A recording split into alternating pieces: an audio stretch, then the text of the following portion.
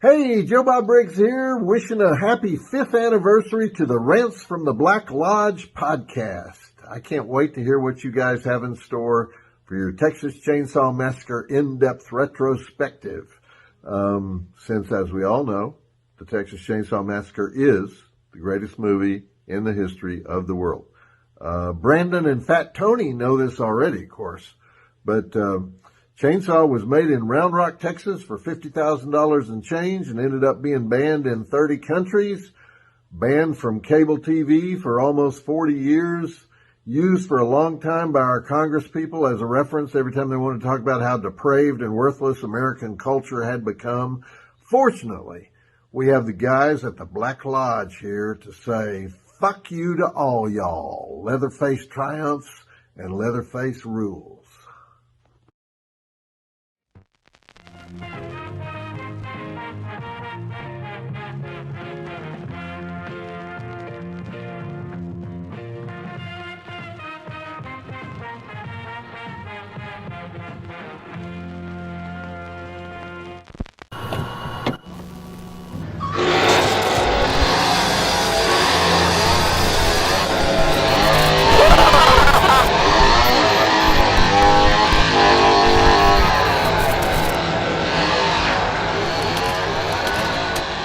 Past 1,825 days have led us through many creepy locales, including Crystal Lake, Elm Street, and even the deadite-infested woods of Morristown, Tennessee, our hometown. But today we're headed deep into the heart of rural Texas to not only celebrate the 5th anniversary of the Rants from the Black Lodge podcast, but also to sing the praises of one of the most iconic films in the history of not only horror, but cinema in general. Tonight we bring you an in-depth retrospective for the 1974 drive-in juggernaut known as the Texas Chainsaw Massacre. I'm your host, Brandon A. Lane, and joining me tonight, I'm just overjoyed to be chewing the fat, figuratively and literally, with my best friend, and I'm hoping he'll be yours. Fat Tony. Sometimes drunk, always fat. Fat Tony. Sorry, I kind of squashed his intro for me because I'm so fucking excited about this movie. It is my favorite horror movie of all time. It was the bar that my mother, church-going mother, said is, if you like this movie, you're going to hell. Texas Chainsaw Massacre. I'm so fucking ready. Is there another film that would be more fitting for us to celebrate an anniversary with? No. Well, How Stella got her groove back, maybe, but that's for the 10-year anniversary. We'll wait on that. I'm hoping that we're still in business by then, so we can really get into the minutia about the pros and cons of a lovely woman getting her quote-unquote groove back. By then, we'll have crushed Joe Rogan's podcasting empire and be making money from this. Yeah. Also, the world may not be existing in 10 years. Who knows? Or that'd be shit. That's 5 years from now. 5 years from now, radioactive hellscape. Let's be conservative and say by the 15th anniversary that we're in a completely dystopian Mad Max. I'll have eaten you already for food. Sorry, I'm big. That's fair. Okay, $1 million question. When did you first see Texas Chainsaw Massacre? I was 9 years old. I'd heard about it since I was in kindergarten because my sister went to some sleepover. She's like 4 or 5 years older than me and had watched it. And my mom was so mad that those parents would allow them to watch Texas Chainsaw Massacre. It'll harden your soul and turn you against God. And I'm not exaggerating. That's a quote. So I'd heard about it. So it worked. It worked. I mean, hail Satan. Thank you, Tobe Hooper. Rest in power, King. But, no, like I was 9 years old. This was one of the first summers. I was kind of home alone. This was, not the year I finished all of the horror section of my dad's video place, but it was immediately like, I looked old enough and they knew my dad worked for Pete, who owned the place. They'd let me rent whatever. I'm like, Texas Chainsaw Massacre. Took it home. Broad daylight, summer, home alone. From the sledgehammer attack on, I'm just in a constant state of, I fucked up, but could not get up to turn it off. I saw it a little later in life. I was probably 12. And you have to remember where we grew up. A lot of places didn't have older horror movies. There was sort of like an 80s cutoff. Yeah. And I remember vividly seeing Texas Chainsaw Massacre 3 probably at like 8 or 9 years old and really enjoying it. but the mythos and the air that surrounded Texas Chainsaw Massacre was just so thick. I couldn't wait to see this movie. And I will say this definitively, it's probably the only time that a movie that had that much build up to it lived up to my expectations. I've had that and Mad Max Fury Road are the only two movies I've heard so much hype about that lived up. That's a little different though, because there's with that you had like what 6 months of build. No, it's like a year and a half. Well, you know what I mean. But your entire lifetime. Yes, I mean Texas Chainsaw Massacre. I swear, I could not physically get up from the couch to go to the VCR to hit stop because the batteries had died in my remote that week, and I hadn't gone and got batteries. I couldn't do it from the leg shake. Fucking that fucked me up. I think more. Except there's one other scene in the movie which we'll probably get to in the victims that is the scariest kill of all time. For me. Well, I'm certainly waiting to hear your take on what we have to talk about later on in the retrospective. But let's just hit the ground running and get through our technical info. Texas Chainsaw Massacre was released October 11th, 1974 on an estimated budget of $300,000. It grossed $30,860,373. Now, put an asterisk right there, and we'll talk about as to why a little later on. What a hell of a return on an investment. Hell yeah. But horror movies are sound investments. If they're done even passably. Do you know anything about vertical integration? No. Okay. So is that a sex thing? It can be. We don't have time to go into the ins and outs of your sexual proclivity. That's what Google is for. So type in vertical integration, and you'll vertical integration rule 34. There you go. That should get you where you're going. But vertical integration technically is illegal, but the studio system was able to get around it. Basically, it's a law saying that a studio can't own movie theaters. Oh, okay, yeah, so I know what you're talking about. That way, it gives the marketplace an even field. Like a movie theater will show things by Paramount, by Columbia, so on and so forth. Drive-ins, however, got around this because a lot of them would produce their own films, so they would have their own stock. And over time, it sort of filtered out into other territories and stuff. But Texas Chainsaw Massacre was absolutely created for vertical integration, not so much by the people who actually created it, but by the people who funded it. Yeah. So it was a scam. It was an absolute scam. But the greatest scam of all time. I would argue probably 2 times the greatest scam of all time. Easily. Nothing is even close. A scam that we hold near and dear to our hearts. Love it so much. What do you think the IMDb rating is for Texas Chainsaw Massacre? Okay, this is going to be out of 10, right? Out of 10. 6.4. 7.4. Wow, see, that's the thing, because it's been reevaluated, and they realize, a lot of people realize the masterpiece that it is. Fuck you, Scott, for not, but... we'll get to you, Scott. We will get to you. But yeah, okay, so... that's good, I like it, but... And if anything, I think it deserves to be higher. 9.8. I'd put... There's no titties. Okay. You gotta deduct half star. This may be the only movie where I think that's inapplicable. And we'll talk about it in just a moment. What do you think the Rotten Tomatoes score is for Texas Chainsaw Massacre? 84%. 89%. That's close. And the audience score, 82%. So there's not a huge... Scott's on their review blasting it with a bunch of different review... accounts. With his dark web friends. Yeah. This isn't anything like Pokemon. I think that's fair for general audiences. Yeah. However, it goes hard. The critic meter, I think this should be higher. That's just my personal opinion. There's a lot of little pansies. I agree with you, but I understand why, because there's a lot of little... This isn't, the sweet hereafter or...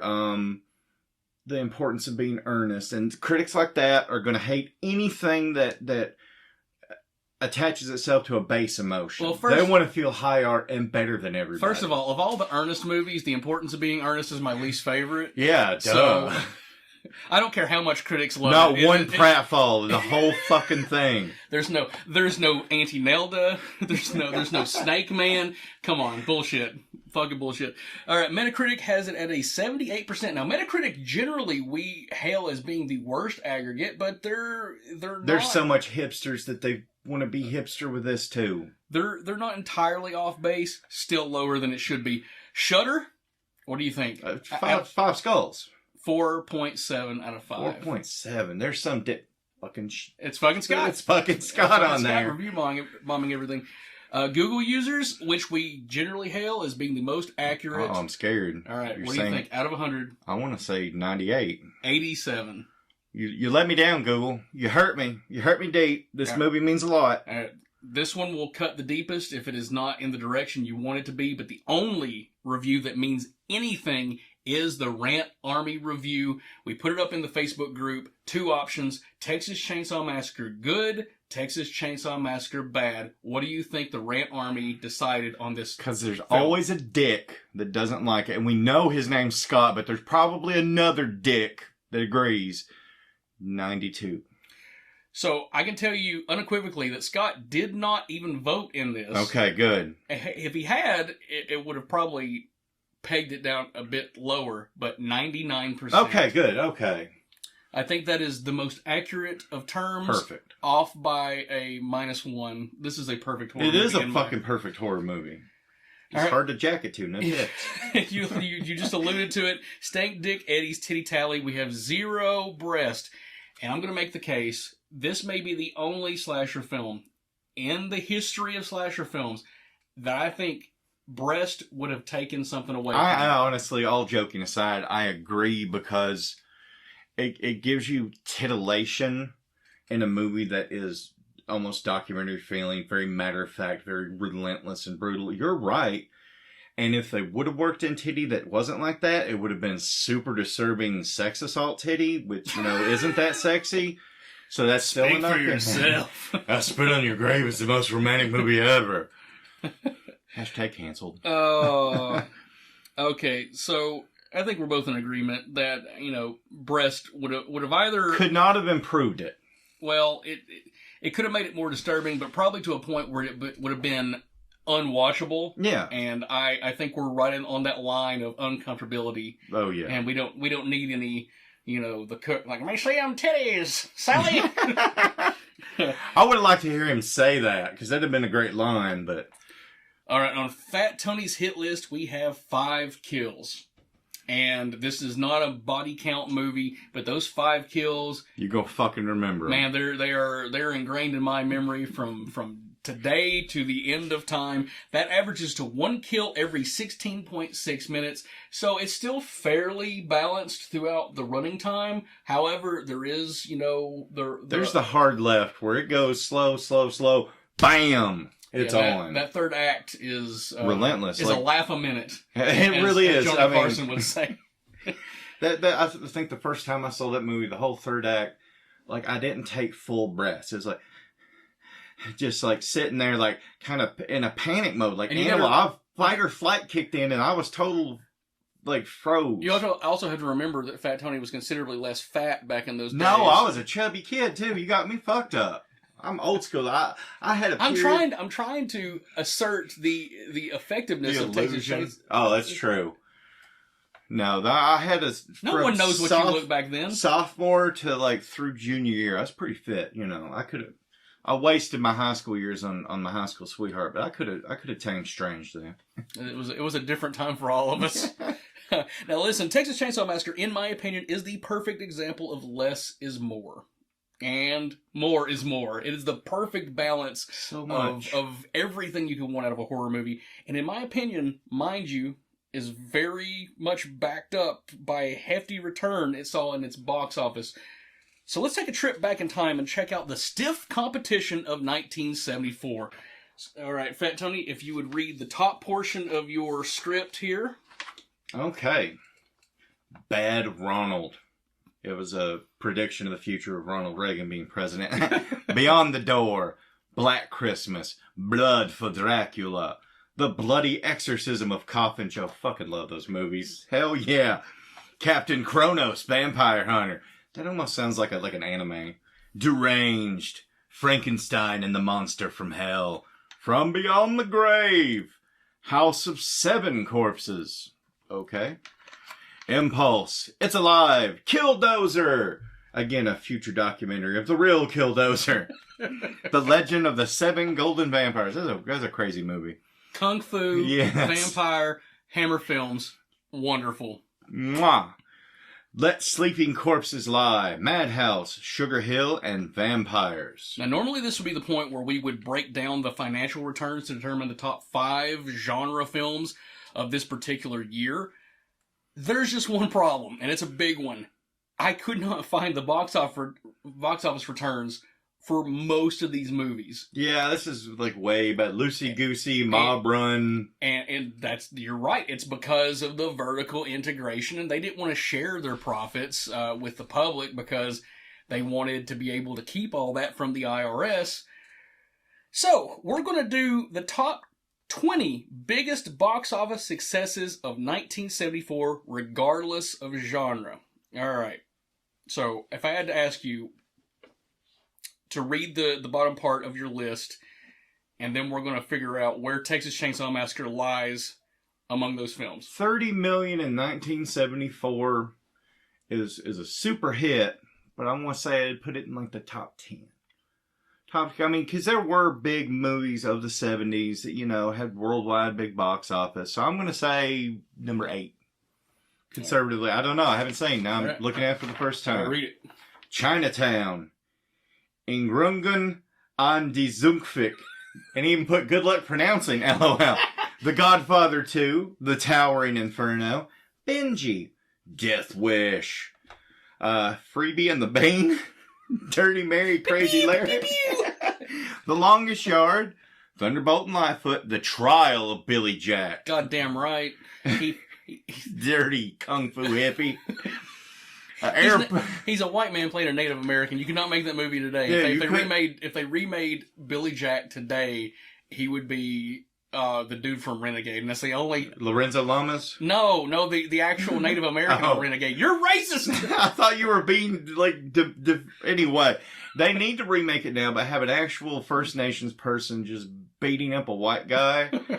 For like, I'm gonna put the right side of my foot across the left side of your face. He's like, what are you doing here? It's dinner time. And he just kicks him. They'd have to update it though, and he wouldn't be a hippie. He'd be a hipster. And this He'd have a mustache. This movie would suck. Okay.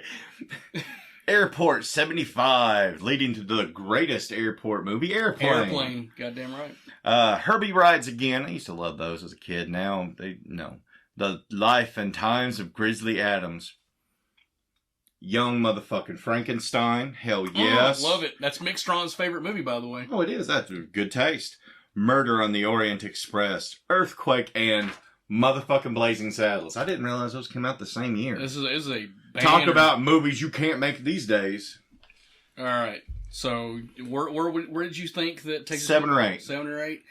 All right. Number 20, Death Wish with $22 million. Number 19, Chinatown, which I just watched a review from Red Letter Media who did Roger Rabbit. And I had just watched Roger Rabbit like probably a week before, and I hadn't seen it in years. Chinatown and I didn't fucking it never clicked in my head until they said it. I was like, holy shit, it is the exact same plot. Yes. The exact same plot. Number 18, Thunderbolt and Lightfoot. Great fucking movie. Number 17, that German movie. I'm not even going to attempt to. It's a documentary, I'm assuming. So it'd be number 1 on the documentary list. There you go. Number 16, The Great Gatsby, which is bullshit. Number 15, Texas Chainsaw Massacre. I wasn't too far off. I mean, there's a Godfather 2. I didn't realize how much competition it Jesus had. Christ. These movies, from here on out, they're making like mad money. Dirty Mary, Crazy Larry, great. I have no idea. You've never seen Dirty Mary, Crazy Larry? Nope. It's Peter Fonda, or is it... God, it's been years since I've seen it. It's either Peter Fonda or it's... the guy from The Great Escape. Steve McQueen? Steve McQueen. It's one of them, but it's an exploitation movie where, it's basically Bonnie and Clyde, but updated. Okay. It's a really good movie. Freebie and the Bean. Have no fucking idea what that is, but it made $30 million at the box office. Number 16, Benji. I hate movies about animals, and I hate movies about animals that speak even more. Benji doesn't speak, though. I know. Okay. So Benji gets a pass. Okay. Fair enough. Herbie Rides Again at number 11. Number 10, Murder on the Orient Express. Man, they're still milking that teat. Hey, man, Kenneth Branagh's was fucking awesome. I like Kenneth Branagh a lot. I still haven't seen the movie. They give his mustache a backstory in Murder on the Nile. His mustache is the only person with a full arc. Just like Tom Atkins. Number 9, The Longest Yard. Great fucking movie. Rest in peace, Burt Reynolds. Number 8, The Life and Times of Grizzly Adams. Number 7, Airport 75. Number 6, The Godfather Part 2, which raked in $57,300,000. Number 5, Earthquake, $79,700,000. Young Frankenstein, $86,300,000. The Trial of Billy Jack, which I have to... What? People were on Billy Jack's dick in 74, man. That's like the third one, though. $89 million. And then we have the two movies that broke $100 million in 1974. We have The Towering Inferno with $116 million. And number 1, believe it or not, a comedy broke the fucking sound barrier. And it is arguably number 1 or number 2 greatest comedy of all time. Easily. Blazing Saddles with $119,500,000. God damn. The first movie with farts in it. It has other things in it, too. Well, other things we can't safely talk about on any visual or auditory medium. It's funny that you bring up the farts, though, because for years, if you watch that on television, they edited that scene out on certain channels. Yeah. Because farts were offensive. Oh. Farts were offensive. How far we've come as a society. All right, with the information that we've gathered, we can easily declare that Texas Chainsaw Massacre was far and away the biggest horror movie of 1974 because of some shady dealings. We don't know exactly how much money the Texas Chainsaw Massacre actually made. So that number, more than likely, Texas Chainsaw Massacre is probably in the top 10 like you originally thought because we don't know how much money. We only know the money that they declared. God bless those mafia people. I don't care that they let them launder it. They brought it to it. It's, you got to outweigh the good and the bad. The good far outweighs whatever bad. I've seen The Sopranos. It's mostly good. So to properly explain why we got to look into the film, let's go from page to screen. The road to the Texas Chainsaw Massacre began at University of Texas at Austin, where future director Tobe Hooper was working as a documentary cameraman. While at the college, Tobe would form a collaboration with Kim Hinkle, and they would go on to produce a feature-length experimental hippie film in 1969 called Eggshells. Have you seen Eggshells? No. I know that it exists. I've heard of it, but I've not heard or seen any of it. I worked in a video store for a time. And that's how old he is, people. Yes, back when video stores were still a thing. And I was going through my most pretentious phase of film. We all have those. And I was really, really into the proto films of like I saw Dark Star around this time, John Carpenter's first film, the Bronco Billy movie that he made. And I'm like, well, I want to see Tobe Hooper's first movie. So I had them special order Eggshells. I couldn't make it past a half an hour. This is the most pretentious hippie bullshit I've ever seen. Now, granted, I love Tobe Hooper. And a lot of what makes Eggshells great is evident in Texas Chainsaw Massacre. It's just, I fucking hate hippies. And damn you hippies! There was too much hippie nonsense in the movie for me to really sink my teeth into it. I've actually wanted to go back and rewatch it because I may have a different opinion now that I have a more cultured, existence. Now that we're older. Yeah. But I could probably appreciate it for the quality of the filmmaking as opposed to just the, hippie nonsense. It's like a big acid trip. And I'm a big story guy. And visual... Non-linear visual bullshit. Yeah, which is funny because I love David Lynch. But there's still an 8-1 in David Lynch. There's a point for things and not just... Here's a weird thing for the sake of weirdness. I know I just turned off a whole subsect of people who think David Lynch is nonsense for the sake of nonsense, but you're entitled to your opinion. Now, Eggshells cost $100,000 to make, and I have no concrete numbers to be able to say if it was successful, but considering Tobe and Kim decided to make a second feature, it couldn't have gone too badly. Yeah. The genesis of Texas Chainsaw Massacre came directly from graphic news coverage from post-Vietnam era America, but also drew heavy inspiration from the crimes of Ed Gein back in the 1950s and Texas-based serial killer Elmer Wayne Henley. Kim had this to say.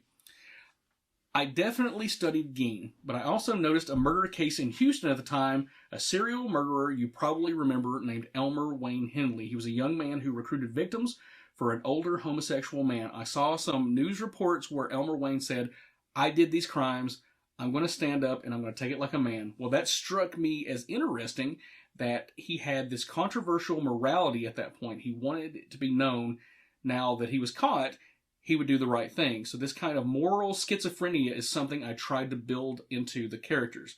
Now, between 1970 and 1973, 28 teenage boys, young men, and just men were abducted, tortured, and raped and murdered by Dean Corll. Dean Corll enlisted David Owen Brooks and Elmer Wayne Henley to assist in the capture and torture of the victims, which became known as the Houston mass murders.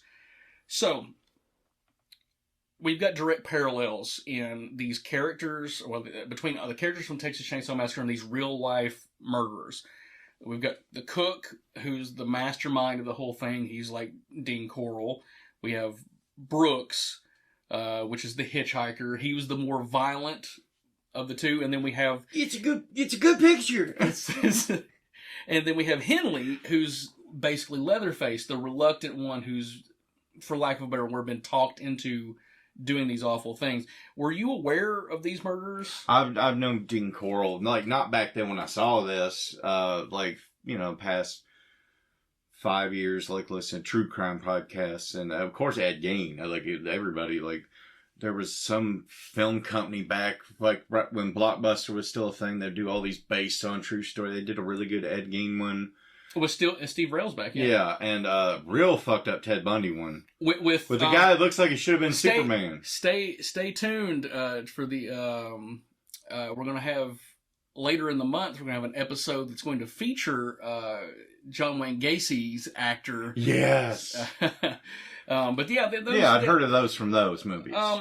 For years, it's been burned into my brain that the film's chief point of inspiration was Ed Gein, but this information is jarring to me because you can't deny the influence of Ed Gein, but like the direct influence was these other murders. Yeah. That's sort of adverse to the narrative that has been, Well, Ed Gein's the big rock star, superstar of fucked up crazy people. That's the one people are, oh yeah, it's Ed Gein. Well, let's talk about Ed Gein. Good arts and crafts guy. Loves his arts and crafts. He was very creative in nipple belts, human skin lampshades. Yep. He was great with a shovel. Man loved to dig. He loved his mother a little too much. A little too much. Couldn't let her go. And despite the fact that he has this reputation as a serial killer, he's not actually a serial killer. He killed two people. He only killed two people.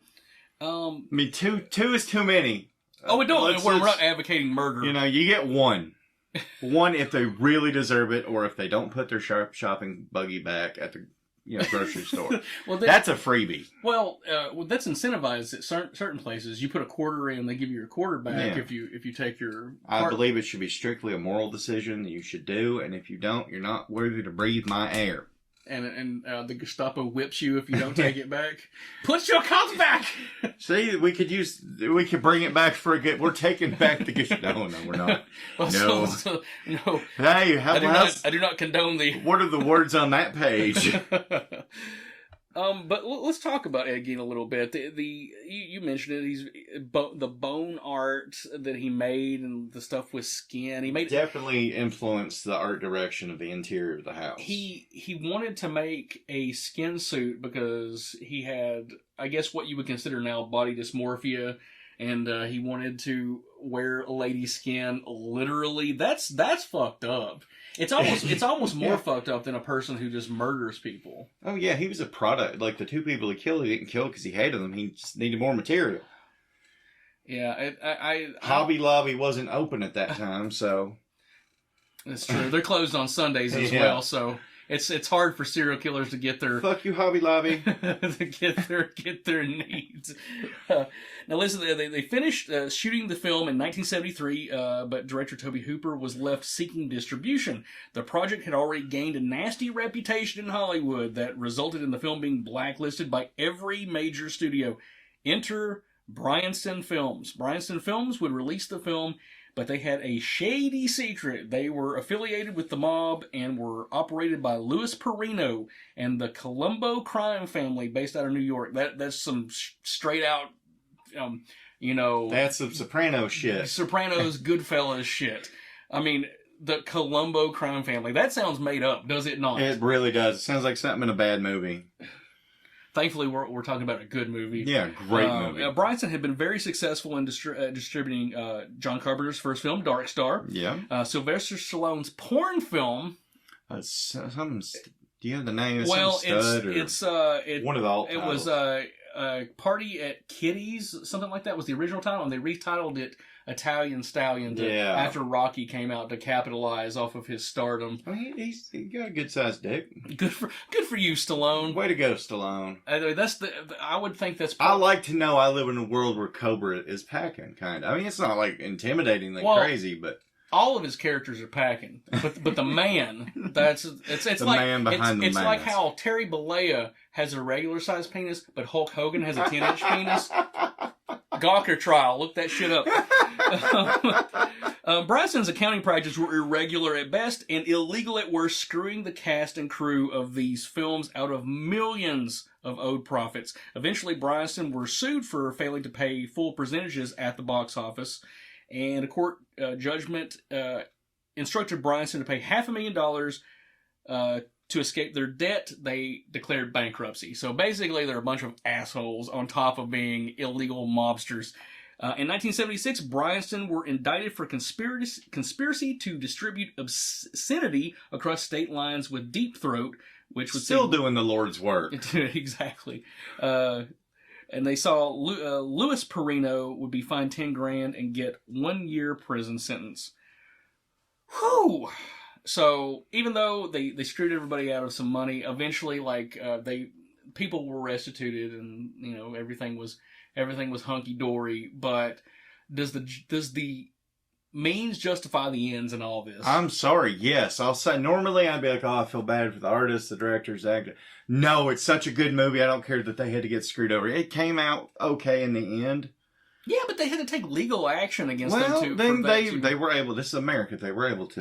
This is America. I thought this was America. Hey, they're lucky they're not sleeping with the fishes. That's a good point. They still ended up happy. Nobody was murdered. Nobody ended up with concrete shoes. Nobody got drug out in the Pine Barrens and shot next to a stump of a tree. Please have mercy on me. John Turturro from that damn Coen Brothers movie. Oh, man. We'll talk more about the production and Tobe Hooper as we go on. But first, I'd like for you to read the synopsis. Read the top part, and we'll save the bottom one for just a moment. This is the first time I'm getting exciting bottom parts I'm not supposed to read. But When Sally, Marilyn Burns, hears the desecration of a family member's grave, she and her paraplegic brother, Franklin, Paul A. Partain, set out with their friends to the back roads of rural Texas to investigate. After a detour to an old farmhouse, they discover a group of crazed, murderous, and possibly cannibalistic outcasts lurking next door. As the group of youths are attacked one by the chainsaw-wielding and human skin-donning Leatherface, Gunnar Hansen, the teens must do everything they can to survive the Texas Chainsaw Massacre. And real quickly, before you go on, also have to mention Gunnar Hansen's other amazing chainsaw movie, Hollywood Chainsaw Hookers. I almost wore the shirt today. And it's in the laundry right now. That synopsis does a fine job of broadly explaining the plot of Texas Chainsaw Massacre, but nothing will do a better job at setting the mood than the film itself. Fuck yeah. Which leads us to the infamous prologue of Texas Chainsaw Massacre. Fat Tony, if you'd be so kind to read that for us now. The film which you are about to see is an account of the tragedy which befell a group of 5 youths, in particular Sally Hardesty and her invalid brother Franklin. It is all the more tragic that they were young, but had they lived very, very long lives, they could not have expected, nor would they have wished to see as much of the mad and the macabre as they were to see that day. For them, an idyllic summer afternoon drive became a nightmare. The events of that day were to lead to the discovery of one of the most bizarre crimes in the annals of American history, the Texas Chainsaw Massacre. Very good. Okay, John Larroquette killed that shit, though. For those of you who don't know, the prologue was voiced by John Larroquette, who my generation would know and love as the Smart House Manhattan Municipal Court Assistant District Attorney Dan Fielding on NBC's Night Court. That pussy hound! We love Night Court. Rip in Peace, Marky Post, and Judge Harry Stone was his actor's name. Oh, fuck. I'm not going to remember. I'm bad with names. But I genuinely love one of my favorite shows. Oh yeah, Night Court was the shit. Okay, how iconic is this prologue? It's fucking one of the most iconic things in horror movie cinema. I'm not going to say, like, Texas Chainsaw Massacre, the movie stands in cinema history. The prologue, though, I won't go that far, but the horror movie history, fuck yeah. I think it may be the best prologue in terms of horror movies and just letting you know the seriousness of the movie. It completely sets the tone. No tongue in cheek, just dead on. Without showing a single frame of footage. Like, you know, okay, this movie's tone is serious. I'm in for something that is intended to be serious. Mm-hmm. This is not going to be campy. This is something that is going to nail my ass to the fucking chair. And like you, when you first saw it, just bated breath and unable to move. Yeah. Weirdly enough, the only other time I've had that happen in a movie, like that fear response to that movie, Jurassic Park in the theater the first time. Yeah. I was like frozen. I loved it. It was more campy. Like, it was less viscerally terrifying, but I couldn't breathe. I was gripping my chair. Well, I mean, there's definitely awe to be had in that film. Yeah, first time when it came out. For different reasons. Do you have any idea what John Larroquette was paid to be in this film? A pack of cigarettes and a cup of coffee, probably. I have no idea. All right, John had this to say about his involvement and compensation. I went into a studio, saw a piece of paper, read it for him, recorded it, said adios. He gave me a joint. I think that was payment, and that was that. That's about right. Yeah. You got to think like how much money this movie has made, and John Larroquette has, every time they have done an opening credit scrawl prologue, he's come back to do it. Absolutely, probably shouldn't be considering some of the quality of some of the sequels, but it's really cool that he has done that throughout the history of the films. Like, nice little rooted, family kind of atmosphere. It would still be funny if every time he did it, they only gave him a joint. Who knows? Who knows? Or at least a joint, like, kind of close-pinned onto a check or something. Or maybe he's graduated from joints to blunts. But he's kind of blunt. All right, we're going to talk about the music really quickly. Directly following the prologue, we have the grave robbing opening credits, which introduces the Texas Chainsaw Massacre sound. The meow. I can't... You hear it once, it's stuck. I can't say enough about this. In fact, one of the most interesting aspects of the film is our use of ambient noise rather than a traditional score. Yes. All right. So, number one, talk about the sound. How iconic is just that one particular sound? In like, you said it, and it's just now going through my head on a slow loop, and I'm starting to, like, get that little skin crawl I had. Like, it's one movie, like, it doesn't scare me anymore, but it's still... It gives me access to those memories of the times when it did, if that makes any sense. Yeah. It puts me, it's still like, when we'll get to my favorite kill, I think I hear something. I know it's coming, but still, fuck, it's gonna get me. I'm gonna say something that somewhat contradicts what you say about it not being scary. I for a while had that sound as my ringtone on my phone, like my message tone. Oh God! And throughout the day, like, I'd be expecting it, and it wouldn't do anything. Middle of the night. Yes, in the middle of the night when you're in a dead sleep and you hear that shit. Like, I could sleep through a thunderstorm, an earthquake. I hear that, and that is like shit the bed terrifying. You're right. The sound is still. It's unnerving. It's unnerving. It gets to your lizard brain, and if you've seen the movie, you know what to connect it to. Yes. So, do you think it's the most iconic horror movie sound? Sam. Hold on, I'm trying to think. It'd be that or. I mean, that's a good one. I mean, yeah, it'd be one of those. And honestly, it's probably number 2 to that. I'm saying it's more scary and effective than that. But if you're going to think iconic, you're probably correct in terms of iconic, but in effectiveness, I think it's number 1. Okay.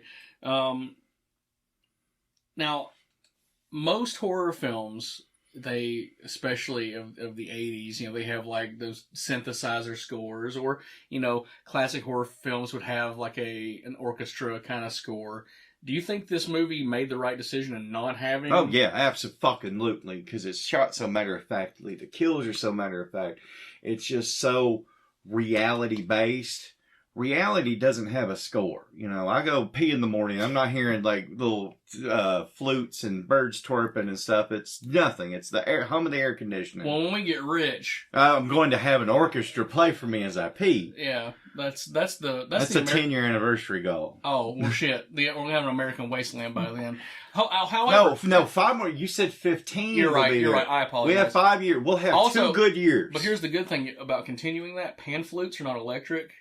So yeah, there you go. You can have a mutant hunchback person pan flute playing while your dinglings squirting juice down the toilet. Oh man, I agree. I don't think that this movie would have benefited in the least from having a traditional score, and I'm usually very, very pro. Oh yeah, scores are great. Some scores can just make or break a movie. They can Halloween. Yeah, it'd be some guy in a white mask walking across the street with that ding ding ding ding ding ding. You just fuck. Yeah, it's unrelenting, but the way in which this film is shot, juxtaposed with just the sound of the generator and that sound and just the hog noises. It's just it's so effective, and I don't know that it would work for any other film, but this is a special film, and it's an island to itself. It really is. Now, everybody who worked on the Texas Chainsaw Massacre delivers, basically, and they deserve some credit to some extent. But in terms of behind the camera, it's hard to argue who was ruling the roost. That being Tobe Hooper, long career as a director, one of the pinnacles of my fandom in terms of like what really made great 80s horror films and beyond. Texas Chainsaw Massacre, Texas Chainsaw Massacre 2, Eaten Alive, Salem's Lot, The Funhouse, Poltergeist, Life Force, Invaders from Mars, Spontaneous Combustion, which our good buddy Brian Brimmer, the living legend. I'm Dangerous Tonight, which is a TV film. Yeah. I fucking love that movie. It's finally getting a Blu-ray release. The Mangler, which is a decent. It's a good camp, balls out, crazy movie. Yeah, I mean, if you like Robert Englund, I think there's something. He gives like a little cripple guy with a face. That's good stuff. I did segments for John Carpenter's Body Bags and Mick Garris's Masters of Horror, and he did an episode or 2 of Tales from the Crypt. He directed the music video Dancing With Myself by Billy Idol. I had no fucking clue about that. It's about masturbation, people. It is. That's what it's about. He also did the pilot episode of Freddy's Nightmares. Now, keep that one in your back pocket because I'm going to bring it up a little later. All right, first question. Is Texas Chainsaw Massacre the greatest title in horror movie history? As certain legends have also said before me, absolutely. It tells you everything you need to know. Does the movie happen in Texas? Yes. Is there a chainsaw in the movie? Yes. Is there a massacre? Absolutely. 100% 1-to-1 ratio. Like, you're not going to accidentally see Texas Chainsaw Massacre and think you're getting Remains Today. Exactly. I mean, and if you do, you just need to stop watching movies or probably take a short walk off a long pier. It's Texas Chainsaw Massacre and a long walk off a short pier. Texas Chainsaw Massacre and Deep Throat. 2 of the best movie titles. Most effective movie titles ever. And it's funny because Bryanson has ties to both of them. Man, maybe he helped title the movies. I think I hope he helped audition the ladies for these roles too. Like, if you're gonna do seedy shit, just go all in. I mean, yeah, just be like the 70s. Fuck, what's his name? The big producer that went to prison. Shit. New Line. Oh, fuck. Not New Line. Dimension Films, Miramax. Harvey Weinstein. Just be a proto Harvey Weinstein. Or kill yourself. Fuck you, Harvey. Fuck you, Harvey Weinstein. I almost said fuck you, Harvey Firestein. Fuck you, Harvey. Oh my God! What the hell did he do? Oh, he did what? All right. The genius title almost wasn't. With such titles as Head Cheese, Saturn and Retrograde, and Leatherface being options. How important is the title of the film to its financial success? Oh, massively. Massively. That's how you put butts in seats. Texas Chainsaw Massacre. Fuck yeah, Becky Sue. Let's go to the drive-in. God damn it, he wearing a face of a mother man. He got a chainsaw. Quit trying to jack me off during the movie. This is good. I want to see this. No. Jack me off. Jack me off a little more quietly, Becky Sue, so Keep it down. You're drowning out the chainsaw noises with your hand flapping. Speaking of ambient sound, those fucking... I still can't hear the sound of a chainsaw doing regular God-fearing work that it's supposed to do without thinking that motherfucker's going to turn around and chase me. Oh, man. Title or no, we covered earlier about the inspiration of the film being Ed Gein and Elmer Wayne Henley, but the big thing missing from the equation was the chainsaw. Hooper claims he got the idea for the weapon while standing in the hardware section of a crowded store. He had this to say: I looked down and there was a rack of chainsaws in front of me for sale. I said, if I start the saw, people would just part. They would get out of my way. So, chainsaw is a weapon. Pros and cons. I mean, it's not really effective as you'd think. Like, they're built, especially now. You can't get away with it nowadays. They're too safety even behind the gears that grind up. You basically hit anything run the wrong way with a chainsaw, it's going to jam up. Joe Bob had it right when he's talking about the final chainsaw battle in the farm movie, Farmer Kurt. Oh, Motel Hell. Like, you know, it's not great, but as an effective, viscerally upsetting horror, like the sound, it comes at you first. You hear it coming. You feel like it's probably the most unrealistic aspect of this movie that's grounded in reality. I mean, it's not the only murder weapon in the movie. It's not, and in fact, it's the least effective. It's the least used as well. But you have to look at it in this terms. It's the most exploitational element of the film. This chainsaw in the title, that's going to garner people's attention. Butts and seats, man. And it's not effective in stealth. No. And it's not effective in execution because you have to, especially if you're trying to be stealthy, because you're going to have to crank that thing every time you run up on somebody. I want to argue that point a little bit with, again, we'll get to it in The Victims, one of my favorite horror movie kills of all time. Very quiet scene. No, we'll get to it. However, I think the effectiveness of the chainsaw is not in its effectiveness in killing. It's its effectiveness in scaring. Oh yeah, scary. Because it's intimidating. It's the abuse of the victims mentally before they're dispatched physically. Yeah, that's what makes it effective. It's the slow droning expectation of somebody getting crapped up, rather than the actual nature of it happening. So I'm kind of half in, half out on Chainsaw. And it's for a movie, it's fucking great. I'm not gonna... Are you saying Pieces isn't a masterpiece?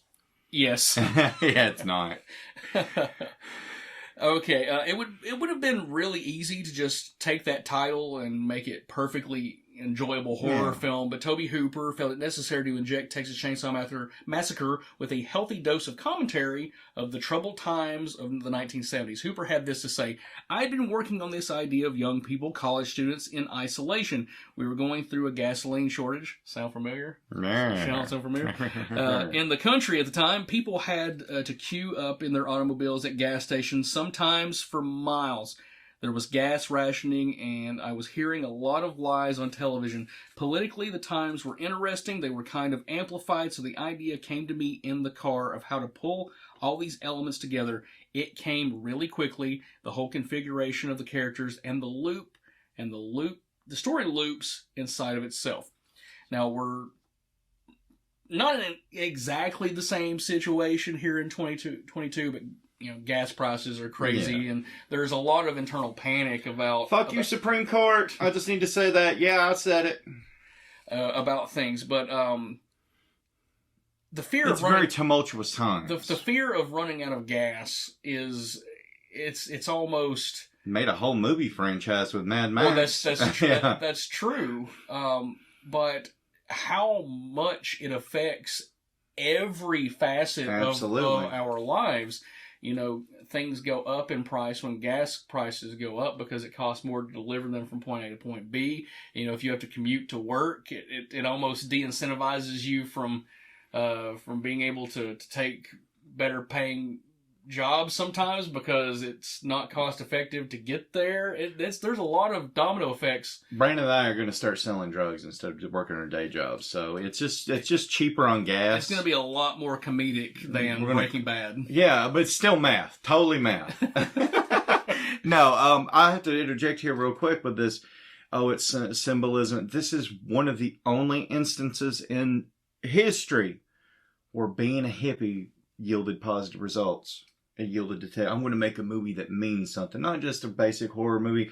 He injected it with his meaning, which made it viscerally upsetting and great. Again, because he was a dirty hippie. it worked out in the end. He was a hippie with an edge. We'll give him that. So was Charles Manson. Oh, he wasn't that bad. I had to.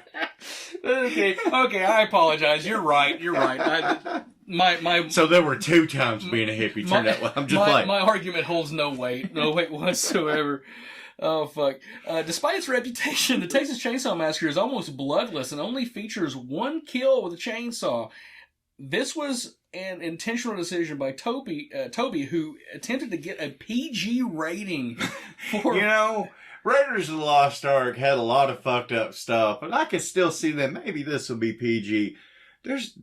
What kind of shit was he smoking thinking that this movie would get a PG? It's a different world. He kept the on-screen violence mild, but overall this backfired. So effective. It made it so much worse. Now, despite cutting and repeatedly submitting it to the MPAA, it received an X rating, and over time the film was able to get an R rating, and Tobe Hooper just accepted the inevitable. So, less is more. Does this make the movie scarier? Yes, it absolutely does. Like I said, one of the first times I felt gut level visceral fear from a movie when Leatherface slams that door open, beats that dude in the head. Like, it's not even a lot. It's like 1 or 2 times. No, yeah. Anyway, and the dude's legs just kicking and blood pouring. It's not a lot of build-up. It's boom, boom, boom. It's so, yes, less is definitely more in this case. Sometimes more is more. Sometimes I want Dead Alive. Peter Jackson's Dead Alive. Yeah, sometimes I think that films are like the seasons. You Yeah. know, like there's a time for everything. When you're in the middle of winter, man, you want it to be summertime. You want that warmth, but when you get balls dripping hot, you're like, man, Yes. I'm ready. So everything goes in cycles, and everybody wants something different at different times. But the movie works because of its stripped down nature, and we both love Texas Chainsaw Massacre too, and it works because it's the complete opposite. It's so good. As visceral as Texas Chainsaw Massacre can be, there's also a fair bit of satire woven into the film. At what point did you realize that Texas Chainsaw Massacre is a black comedy on top of a Probably at visceral horror film? 15. I was 15. This was not the first several times I saw it. It was only kind of, I guess, when I had been in a masochistic mood to just really want to punish myself. And then in high school, starting to smoke a little bit of the jazz cabbage and devil's lettuce and get into that. You kind of pick up on it then. There is one particular scene in the movie, and I was lucky enough to see Texas Chainsaw Massacre at the Tennessee Theater with a crowd of people ranging in all ages with different backgrounds, ethnicities, and people who'd seen it a million times, people who'd never seen it before. And the older people did not find this funny. However, the people a little younger than me saw the comedy that was so blatant in the scene where they're at the gas and go, And there's this character, this unidentified character, who keeps coming up and washing the van off. And every time he thinks he's done, they keep talking, so he goes back over and starts. And that moment never resonated with me, as funny as it is, until I saw it with a live crowd. And I'm like, holy fuck, that is hilarious. You kind of telling me now is making I'm like, yeah, that's pretty good. I never picked up on it as a comedic beat, but you're right. It's the kids are good for something. It's meant to bring levity, but here's another point of topic. That character, you never see him again. Is he a member of their family? Is he just a guy who works for fucked up people and doesn't know what they're doing?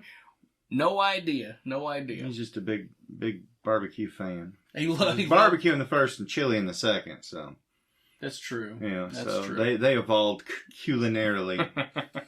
It's a peppercorn. Them hard shell peppercorns. Comedy or horror aside, the film is ultimately affected because of Hooper's background working in documentaries. He had this to say: "It was my second feature, and I'd shot a lot of documentaries and television commercials, so I had quite a lot of experience. I came into knowing exactly what I wanted, and I had an excellent director of photography, Daniel Pearl, who was just out of film school. So he and I got together and took it down." How important is the look of the film to its continued success? So important. The matter-of-fact documentary style, the grainy fucking feel of it, just the sun-bleached out exteriors, the murky-ass, grimy interiors. Totally important. All right, well, we ended up getting a remake of Texas Chainsaw Massacre, which does retain... I like it. It's a pretty decent movie. But it's definitely a more cinematic... Oh, yeah, absolutely. ...cinematic endeavor. And I guess what my question to you would be, go back to 1974 and say a studio produced this, and they took the exact same script and they filmed it like an A-list film, like... Wouldn't work. It's the same reason that the remake... So I knew somebody who had never seen the original, saw the remake, like, yeah, it's pretty good, because there is that one really effective, you're so dead and you don't even... He throws it open, that the first Leatherface reveal in that movie is golden. It's a good moment. It's not... it's not, because it is cinematic. There's the score. There's the different camera angle. It would not be as effective. 100%. You can't shake my faith in that. I'm not going to disagree with you at all. I'll hit you straight on camera. I think that the look of this film is not the entirety of why it works, but it is a huge, major It's chunk part of the sum is greater than the pieces kind of thing. Like, everything works together to create... I use that term a lot when we're defending films like Popcorn, which is an episode I did. And that is definitely a movie where the sum of the parts outweigh the whole. Mm. And Texas Chainsaw Massacre... Wait, I mean the whole outweighs the sum of the parts is what I was... Yeah. I mean, I'm getting there, but this is the complete opposite, where every part is iconic in a different way, and they all somehow complement each other without detracting. It's the Voltron of horror movies. The Voltron, fucking high five on that. The Voltron of horror movies. We're trademarking that shit. I want a Leatherface Voltron tattoo now. Film is a collaborative effort, obviously, and the combination of Tobe Hooper and Daniel Pearl was a match made in heaven, or in this case, hell. So we got to talk about Daniel Pearl. Daniel Pearl wasn't a huge name then, but he's gone on to become an incredibly successful cinematographer. Let's just break this down. Every Breath You Take by The Police, Relax by Frankie Goes to Hollywood, Iron Maiden's Live After Death, Bon Jovi's Blaze of Glory, Van Halen's Pound Cake, Guns N' Roses, Don't Cry, and November Rain. November Rain is basically a little movie. I Can't Dance by Genesis. I'll Do Anything for Love, but I Won't Do That by Meatloaf, which was directed by the bane of my existence, the director of one good movie, The Rock, Michael Bay. Yeah, The Rock. I just recently saw his newest one with the ambulance thing. It's pretty decent. Yeah. Like it was back to the Rock era, Michael Bay. Okay, well, I'll take your word for it. I have no intention of seeing it. It's streaming, dude. It's free. Shit, I ain't got. You have so much. I am asked to I don't know where I'm going. Ask the tea kettle. Ask the tea kettle, sure. Was lined up with stuff. He did Will Smith's Getting Jiggy With It. This is, you know, remember. No. This is pre-Oscar slap Will Smith when he was on top of the world. He also shot Friday the 13th, 2009, and he did the Texas Chainsaw Massacre 2003. So he literally came full circle. Literally, yeah. Of, you know, shooting, you know, the original and the remake, which are objectively two of the better That's why films. the first remake is the best of all the modern sequels. Undeniably. Yeah. Undeniably. It's hard to talk about the original Texas Chainsaw Massacre without talking about the man who filmed it, but there are somewhat of a debate online of who deserves more credit to the look of the film, Hooper or Pearl. So who deserves credit? Is it Hooper, whose background is documentaries, or is it Daniel Pearl, who actually physically shot the film? I think this is another instance of the whole outweighing the sum of the parts. You have two good things that come together and make it. There's a Reese's peanut butter of film. You know, you take chocolate and peanut butter. You got your peanut butter in my chocolate. I'm saying, I wasn't there on set, so I am in no way. So, but I can only imagine, because I've seen other Tobe Hooper movies without him that are still great. And you know, I've seen the Texas Chainsaw Massacre 3 and 2009, and they're not great. You know, I mean, they were okay. So, I mean, put a gun to my head, I'm going to say Hooper was the more important. But I believe in this instance, it was like two people coming together to create something magic. The Beast with Two Backs on film. Oh my God. Sounds like wet macaroni noises. Here's the thing about film. Because it's such a collaborative effort, it is really hard to assign who is the guiding force in certain aspects. But when someone fails, it's more evident. Yes. And like who is to blame rather than the success. But I'm gonna err with you. I think because of Toby's background in documentaries, I think he's ultimately the one who deserves it's not slightly more credit. It's not like a director like Orson Welles or Stanley Kubrick where you know they controlled every aspect of everything. That's true. So, you know, again, I'm going to err on the side of safety, but I say they're both great. Now, Toby unfortunately passed away in 2017. Yep. You know, we're not that far removed from his passing. Old, all our heroes are dying. Before we move on, I want to highlight one of my favorite things Toby ever did, and that's the pilot episode of Freddy's Nightmares, yes, which our buddy Mick Strawn worked on. Now, I knew how Mick felt about Toby, and he's told me this story, 50 times. Those of you who are ever graced by the presence of Mick Strawn. Great storyteller. He's a great storyteller. Be prepared to spend a lot of time hearing the same stories over and over again. I haven't quite hit my limit of when Mick's going to become annoying to me. Never. But, we'll never say never. I like giving Mick a hard time, but he gave me a hilarious quote, and it's a doozy. Toby had a brilliant mind hooked up to a stupid mouth. I didn't quite understand this, but not long ago, I watched The Funhouse on Blu-ray Screen Factory Edition, and there's a commentary track. And usually I don't listen to commentary tracks that have a guy that is sort of stewarding it, because I want to hear unfiltered from like the horse's mouth. And then I realized why they had a guy on there sort of guiding this, because Toby is not good at talking. He's got a southern drawl about him, and you can tell like he has it in his head what he wants to say, but it didn't come out right. It does not coming out in a fluent way, and he sort of talks. He says a lot, but he doesn't say a lot. If that means I get that. So knowing Mick like I know Mick, I instantly know the conflict that they had. Mick talked too much. And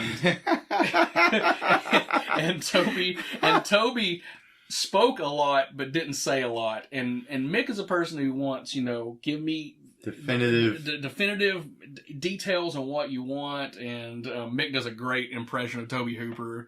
I'd love to actually get him to do it on the podcast sometime. But It's a compliment, but it's a backhanded one about Tobe. I fucking love that pilot episode. It is the true definition of so bad it's good. Because of the constraints for broadcast television in the late or mid 80s. Late 80s. I love that when Freddy goes on trial, he's wearing his hat and his sweater. In a cage. Because that's how you know it's him. Yeah, that's the only way because you could know. If you put Robert Englund in a suit, who the fuck is this guy? People are stupid back then. Now, Tobe may have been the director of the film, but the one directing the madness on screen, that's a completely different story. We have Jim Seedow as the cook. God. All right. He was in Hot Wire with George Kennedy, who was in The Naked Gun with Leslie Nielsen, who was in Prom Night with Jamie Lee Curtis, who was in Trading Places with Dan Aykroyd, who was in Ghostbusters. You just got busted. He's wearing the shirt. That's a long road, but we got there. I knew we would. I never, doubt. Oh, man. He also reprised his role as the cook in Texas Chainsaw Massacre 2. He's probably the second highlight of that film. Oh, yeah. I mean, Chop Top edges him out just a bit. In my opinion, the movie crime of the century is that Jim only has 6 acting credits to his name. Because of this, I thought it might be fun for each of us to fantasy book and cast him in like a 70s or 80s horror film that he would have been greatly benefited him and vice versa. So, Tony, what's your pick? Okay, I was telling him before we started recording that the original casting for this character is perfect. This will not improve the movie. I would just be interested in his take, the not comedic side, when he gets dark. The preacher from Poltergeist 2. Oh my God. That sprung immediately to mind. Now, the guy who actually did it was this big experimental theater guy, literally dying of cancer. You're not going to get better than him. But I would have it'd just be like a different take, because he could do the friendly, affable kind of, and then just that turning on a dime kind of thing. So that's what immediately came to mind. And wow. as an alternate, replacing Mickey Rourke in 9.5 Weeks as an erotic movie with Kim Basinger. One of those two. I think the sexual chemistry they would have had, undeniable. There's no way that movie could get an R rating. It's true. It'd have been X. That would have been X. Not even NC-17. That's full penetrative sex, because she could not have resisted. No, nobody could. No, and nobody did. My choice, and this one has a little bit of provenance because there's already a connection. It's a movie directed by Tobe Hooper, so he's already got the in. So he would have been somebody that would have been fresh in his mind. And that would have been 1981's The Funhouse, which I just talked about. That was another thought. And I would have him play the father of the monster, because he plays every other. Yeah, he's 3 characters in the movie. He's the carnival barker.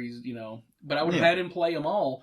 But I think he could have got to really ham up the carnival barker stuff, but then really play the seriousness of the father. And I think he could have been really good in that. And that's not taking anything away from the actor who's actually in the film. Oh, yeah. Because I love The Funhouse. In fact, that's one we're going to have to do absolutely. Eventually.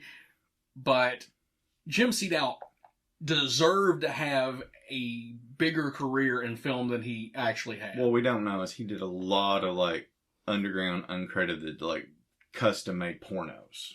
That's why he was busy in his off hours. He wore a mask. He did a lot of stuff in Tijuana. They know him as El Schlango down there. Suck on my hard shell peppercorns. Jim made his on-screen debut in a film called The Wind Splitter from 1971. He plays an overbearing father to a son who leaves town to seek fame and fortune in Hollywood. Splitting wind. Exactly. It's a fart porn.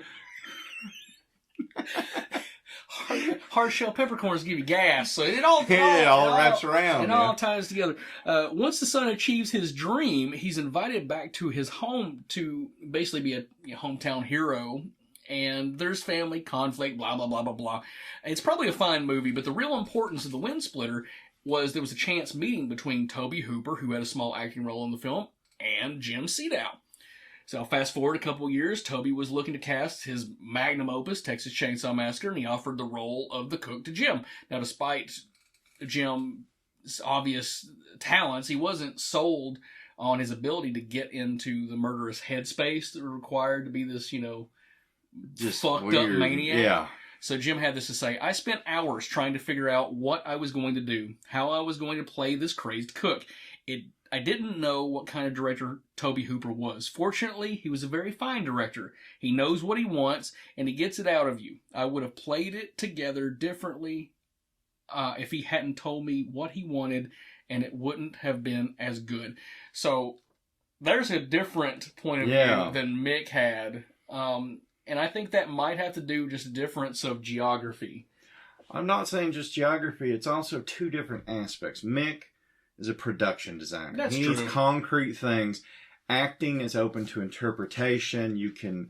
It is a much more mercurial, like ephemeral thing that's not set. So maybe he could kind of give him in bounds. It's like mixing, like, hey, how do you want this set up? He's like, oh, just imagine you're in a dark room with he's instead of like, oh, I need, real dark, it's he's needing concrete answers. You're probably right. But it does go to show that he was good with actors. Oh, yeah. Which leads us into Jim Sedow's performance. Talk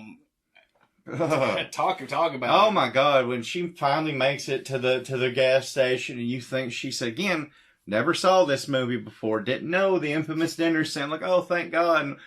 No! Just heartbreaking, just terrifying. It's just like picking at her with the damn stick that was supposed to be balsa wood, I think, if I'm not mistaken, but they'd replaced it, so that was really hard. Like, so disturbing. It's like he's like reluctant, and you see the evil come like, fucking devastating. Yeah, evidently he was not fond of being as cruel as they needed him what a to wimp. be. But he's so good at it. He's so good. I think that hesitancy honestly leads to, because you on film you're seeing the character get in character. I think it's the dichotomy actually of the public persona versus the family. Yeah, he has a public face, and then the once the veneer of society is torn away, there's the real fucked up person that is actually there. That's applicable for probably most people to some degree. But it's really highlighted in this film of like public perception as opposed to who you are behind closed doors. Is there another actor who could have done a better job in this than he did? I mean, I'm gonna say no, but let me take a second and genuinely try to think. Well, I think of Dennis Hopper. Dennis Hopper might have done pretty good. Well, I think that there were better technical actors, But he had. I'm gonna say no. He has a quality about him that none of them, I don't think, would have brought to the role. Dennis Hopper is not fuzzy friendly, like this guy seemed nice. He's she's the Lord of the Harvest. He's the Lord of the Harvest. Now, the cook is a wonderful combination of folksy and oddly trustworthy and harmless is the word. You think he's harmless, but he becomes this unhinged lunatic. Yeah. So you touched on it. The scene where he puts Sally in the gunny sack. This is another moment that is the first time you watch it is fucking horrifying. But I watch it now, and that shit is funny because he takes such glee and he's not even hitting her hard at first. He's but the funniest scene in the movie to me is he goes to all the trouble. He gets her in the truck, and he goes back to realize, oh man, I gotta lock up because crazies will come into my gas station if I don't shut the door. Absolutely, it's little things like that really add to the character. It's both a mental situation of the understanding of a character of like finding almost a moral justification in what they're doing, but at the same time it's also very funny. So I don't know. We have different return. It's funny, not funny, ha, or funny, strange, not funny, ha ha, like the old SNL sketch. I find it funny, ha ha, because the movie saps so much humor out of me when I'm watching it that fucking Leslie Nielsen could come and give his Shirley, or I am serious and don't call me Shirley thing, and I'm still not going to laugh because everything else is so. I see what you mean. Yes, it is, but it's more like, oh, that's crazy. It kind of adds to the creep factor for me. Well, yeah, you're not wrong, and I think that's what makes it creepy is because in his head he doesn't see himself as the villain. Yeah. It's just like, no, I'm a small business owner. I'm bringing home dinner. Maybe, maybe not. We'll touch on is this family cannibalistic or not, and as we continue on, I just think that it's such a a great scene because he finds such gleefulness in just prodding this poor woman. It's perfect. Yeah, no, absolutely. Perfect. That's what makes it creepy, yeah. One of the more debated aspects of the Texas Chainsaw Massacre is the family tree. There's these three maniacs. Now, as a kid, I took it as gospel just because no one told me otherwise, that the cook was the father and Leatherface and the hitchhiker were his sons, because they talk about grandpa. So I'm thinking in my head, he's a little older than them. This makes the most logical sense. However, there is a large portion of the internet believes that they're actually all brothers. So, is the cook the father, or are they all brothers? As a kid, I would have said the same thing. Now, Cook's got real incel vibes. I could see him being the oldest brother and taking charge. We've already talked about his... fucked. I'm saying the cook, not the actor. This is a character versus actor thing. Fair enough. That actor was fucking on the reg. He fucked up shooting schedules. He was getting so much strange. But no, like, seriously, I could see, like, and again, this is with the hindsight of seeing part 2, which they definitely have that, like, older brother, you sound like Three Stooges vibe. No, the Three Stooges aspect is very intentional. Yeah. But, and, like, I could, like, now, I kind of feel the more brother vibe. I don't think it actually ultimately matters, because they all have sort of their family duties, and whether he's a father or an older brother, his role is sort of the authoritarian, the one who's in charge. So elder brother, father, it doesn't really matter. He's the patriarch of the family. Exactly. I just, from in my head, I think it would be an interesting case study to literally have like the saw your family tree kind of laid out, because there's so many branches to the tree. It's hard to keep up with like who's who. I want to see them tie part 3 and all that shit. Yeah, good luck with that. We love part 3. No, automatically got it. That was Grandpa's secret side family. So when they got taken out in part 2, so he does fuck. Yeah, Grandpa fucked. Oh, Grandpa fucked. Grandpa had a lot of money and had a lot of like sugar babies, and knocked them up and with his poison seed, and he didn't even inspire them to grow up evil. It's just his genes were so powerful, so he went to live with the alternates, and that's how he. Yeah, I'm thinking, tied it in. I'm thinking of fucked up scenarios in my head where Grandpa is being helped. I can see it getting hard too. It's happening. It's happening, folks. I'm about to tip this table over. Jim is the only actor who returned for the sequels. Yeah, and he's a huge highlight of part 2, in my opinion. But fuck you, Charlie. He's seemingly killed off in the finale, which is a huge shame, in my opinion. Do the sequels part 2, would they have benefited from him being involved? You mean part 2 on? Yeah. Or, I mean, like part 3. With what they were going for, definitely not the vibe of part 3. Part 3 was trying to be like a 90s edgy movie. And it's great. I like it. I won't say great. It's good. It's really good. We've done our episode on it. There's a lot of solid shit to it. But I don't think he'd fit in that. I think he might have been a good wheelchair dude for the remake. The guy with no legs. Get up here, boy, bring it! You're so dead you don't even know it. I think he'd been great in that. I think it might have been a little distracting because we already know him. Well, I'd have been like, ooh, ooh, ooh, ooh, ooh. You know, that's it. But as unpopular as Next Generation is, I think that would have been the perfect movie. Yeah, I think that's the only one. Fuck, I remember watching that movie. I'm like, what the fuck? Yeah, because it is a definite hate, a little love for how far they went out. I hate it. I don't like it. But at the same time, it goes so balls out. You have to respect it. It's not an enjoyable watch, but it is a watch that is so interesting because it's so wrong. And it's a weird piece of like cultural artifact of like 2 major A-list actors. Like, boy, talk about getting them at the right time. Well, they delayed release. They both broke right after that, and they recut the movie to give them more to do. Yep.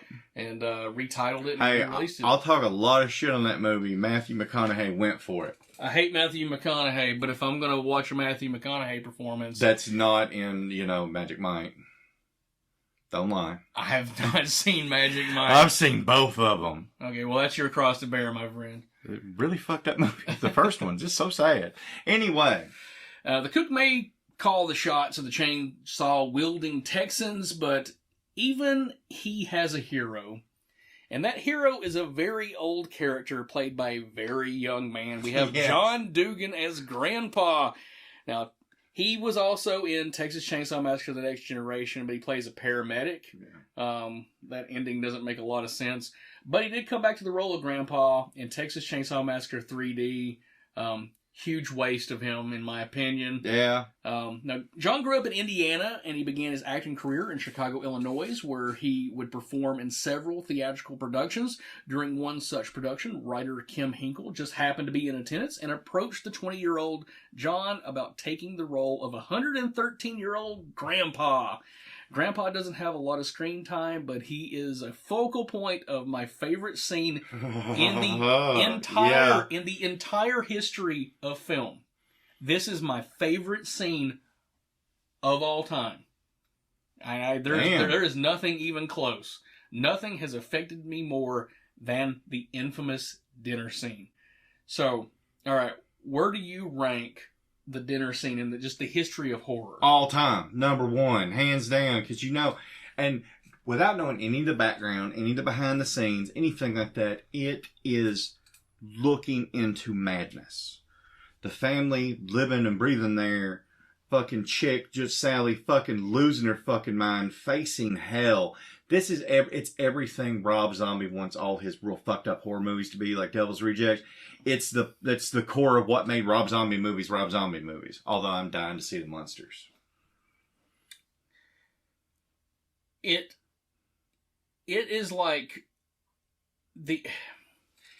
it's exaggerated, but it is the perfect example of holding a microscope or like a magnifying glass up to the evil that men do. Yeah.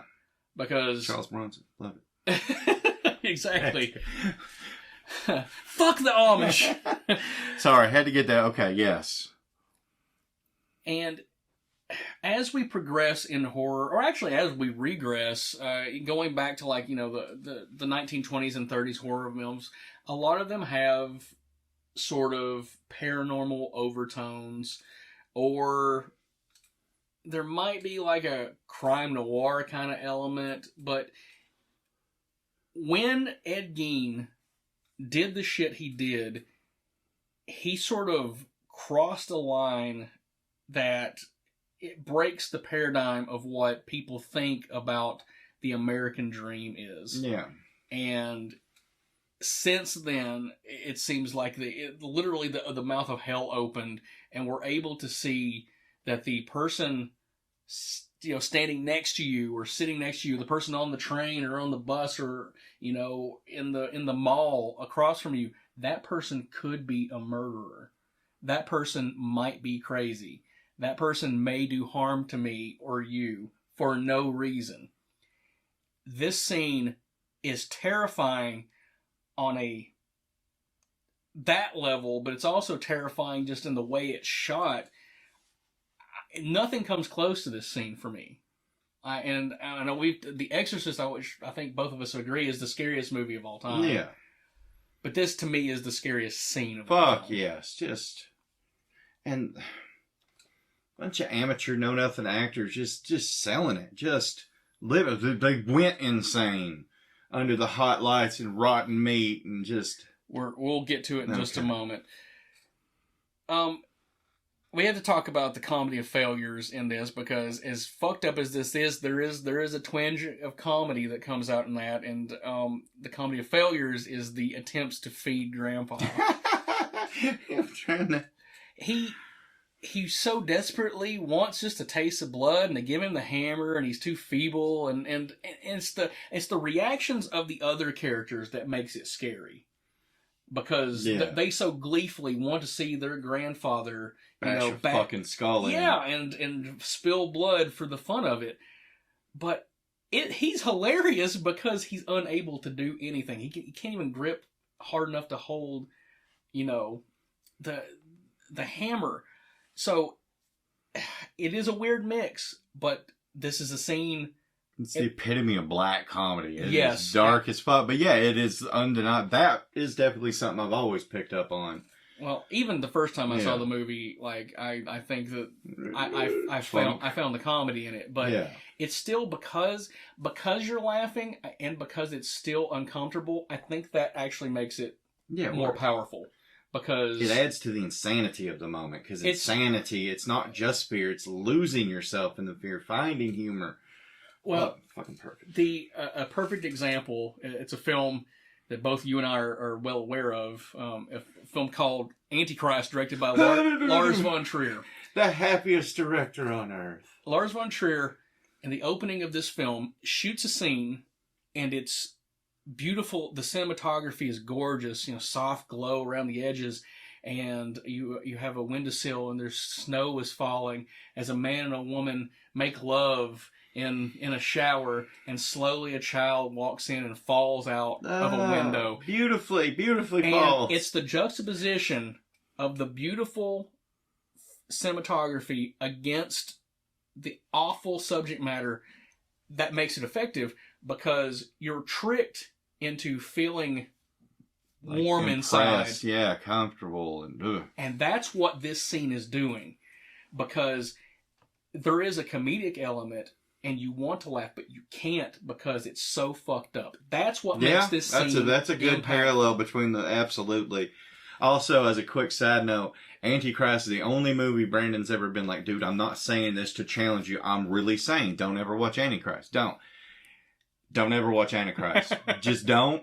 It's not the gore you hear about. I mean, that's bad. It's just it is definitely the whole is greater than the sum of its parts on your soul. It is a cinematic assault on your soul. Yeah, definitely. And I lost. I have no soul now.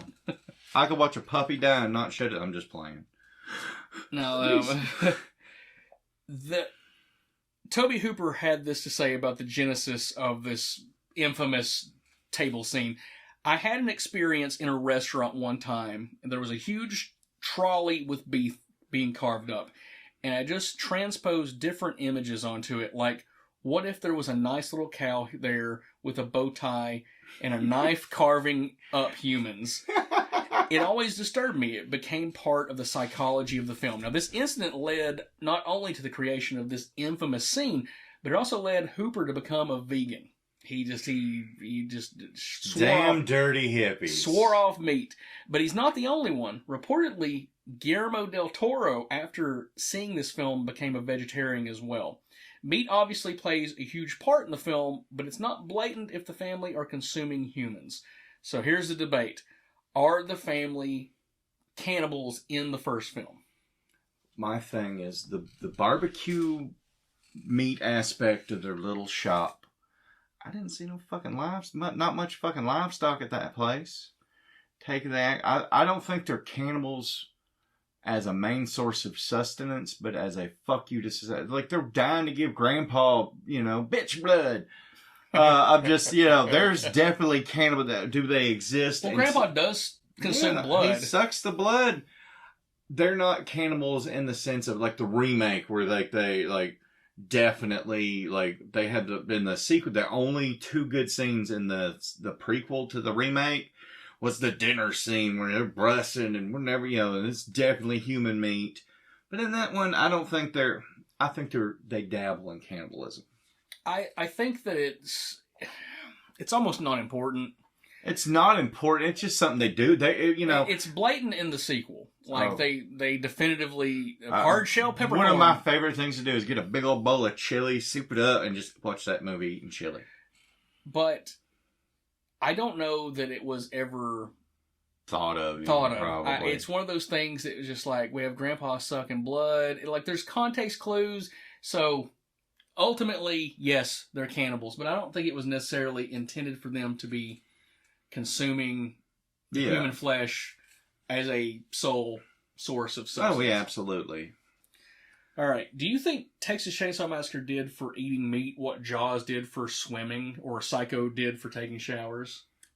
Pretty close. I mean, fuck, Corey, if you ask Tobe Hooper, Guillermo del Toro, yeah, but me, no, not really, but It's up there in that kind of influence. I wouldn't put it quite on that high because Has it ever affected your desire to eat meat? It hasn't me either.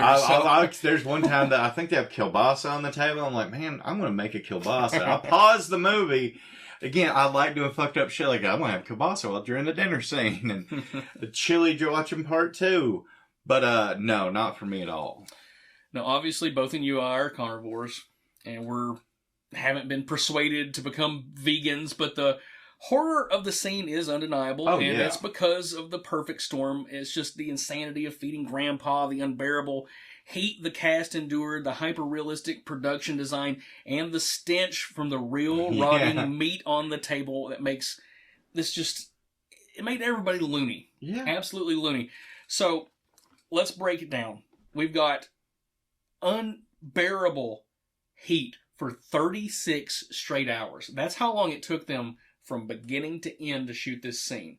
And they blocked the windows out because it was supposed to be nighttime, but you still have the heat from outside. And because Bob Burns, who we'll talk about a little later on, they wanted realism, so there's a real hog, on the table, and like that stuff is degrading, and people haven't showered, and they only have one costume, and they're just sweating in it. This sounds miserable. Oh, yeah, absolutely. You hear a lot of times actors talk about, the hardships of being on set. No, that I'll give them. That scene I'll give them. The cast had to vomit constantly. They had to... That one of the reasons that, that took so long is just, all right, cut. All right, I'm going to go vomit for 2 minutes. I'll be back. Break. Which, at that point, is like just vomit in the corner. It adds to the production design. Honestly, yeah, they should... Also, because everybody became so loony because of the heat, some safety lines were crossed in terms of like the interactions between the cast. Yeah. But the scene where they cut Marilyn's finger, they actually cut her finger, and it wasn't done intentionally. It's just everybody's so exhausted that, trying to get the scene done. So she literally bled for this movie in more ways than one. Ed Neal had this to say about the horrible filming conditions during the dinner scene. Filming that scene was the worst time of my life. And I had been in Vietnam with people trying to kill me. So I guess that shows how bad it was. Damn. I don't think he's being hyperbolic either. No, it doesn't sound like it. He intentionally gave you an example. Like, no. Did you tell your story about drinking with him? I won't go too deeply into Just a real it, quick, but why his place in Valhalla? After FrankenCon, I was exhausted, and I wanted to eat desperately, and so I'm looking around for the bar because I figured they'll have bar food.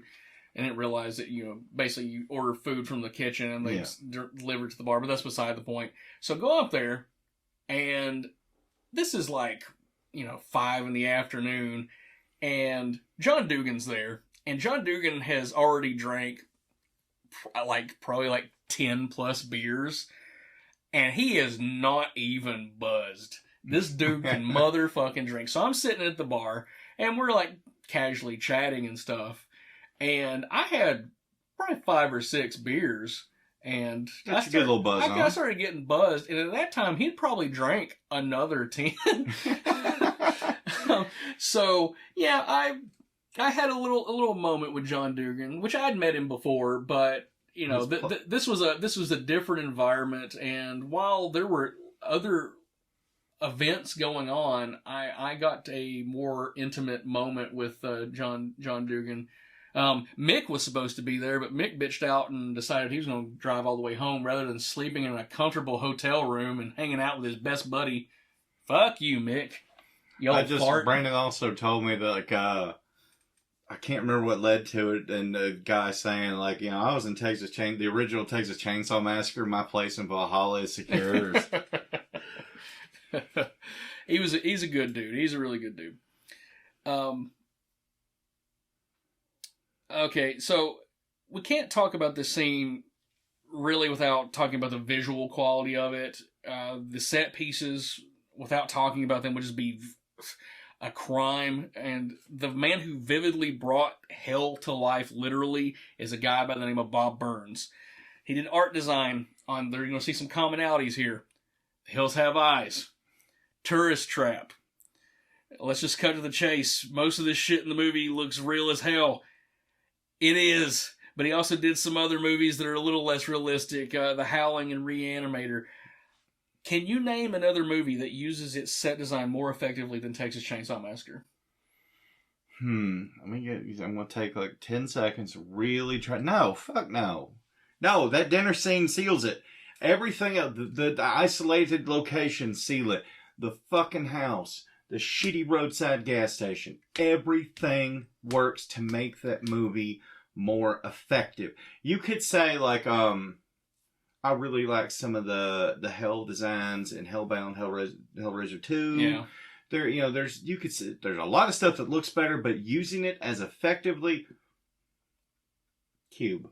That would be the only movie I'd hold up there with it, like that uses the set as effectively. No, I mean that's the movie. The whole intention is this, but as a movie where the sets and locations and scene, aren't an integral part of the story. No, Texas Chainsaw Massacre and Deep Throat. Obviously, the Throat was the best, yes. The best set of all. But the thing that makes Texas Chainsaw Massacre, in particular this scene, so effective is that the bone art and that stuff, those are real bones. That's not somebody meticulously crafting something. No, that is skinned bones they got from either a deli or they got some from like the Humane Society. But they went around and like anytime they dumped carcasses on the side of the road, like the armadillo at the very beginning of the movie, that's an actual armadillo. He taxidermied that thing back together so they could have an armadillo on the side of the road.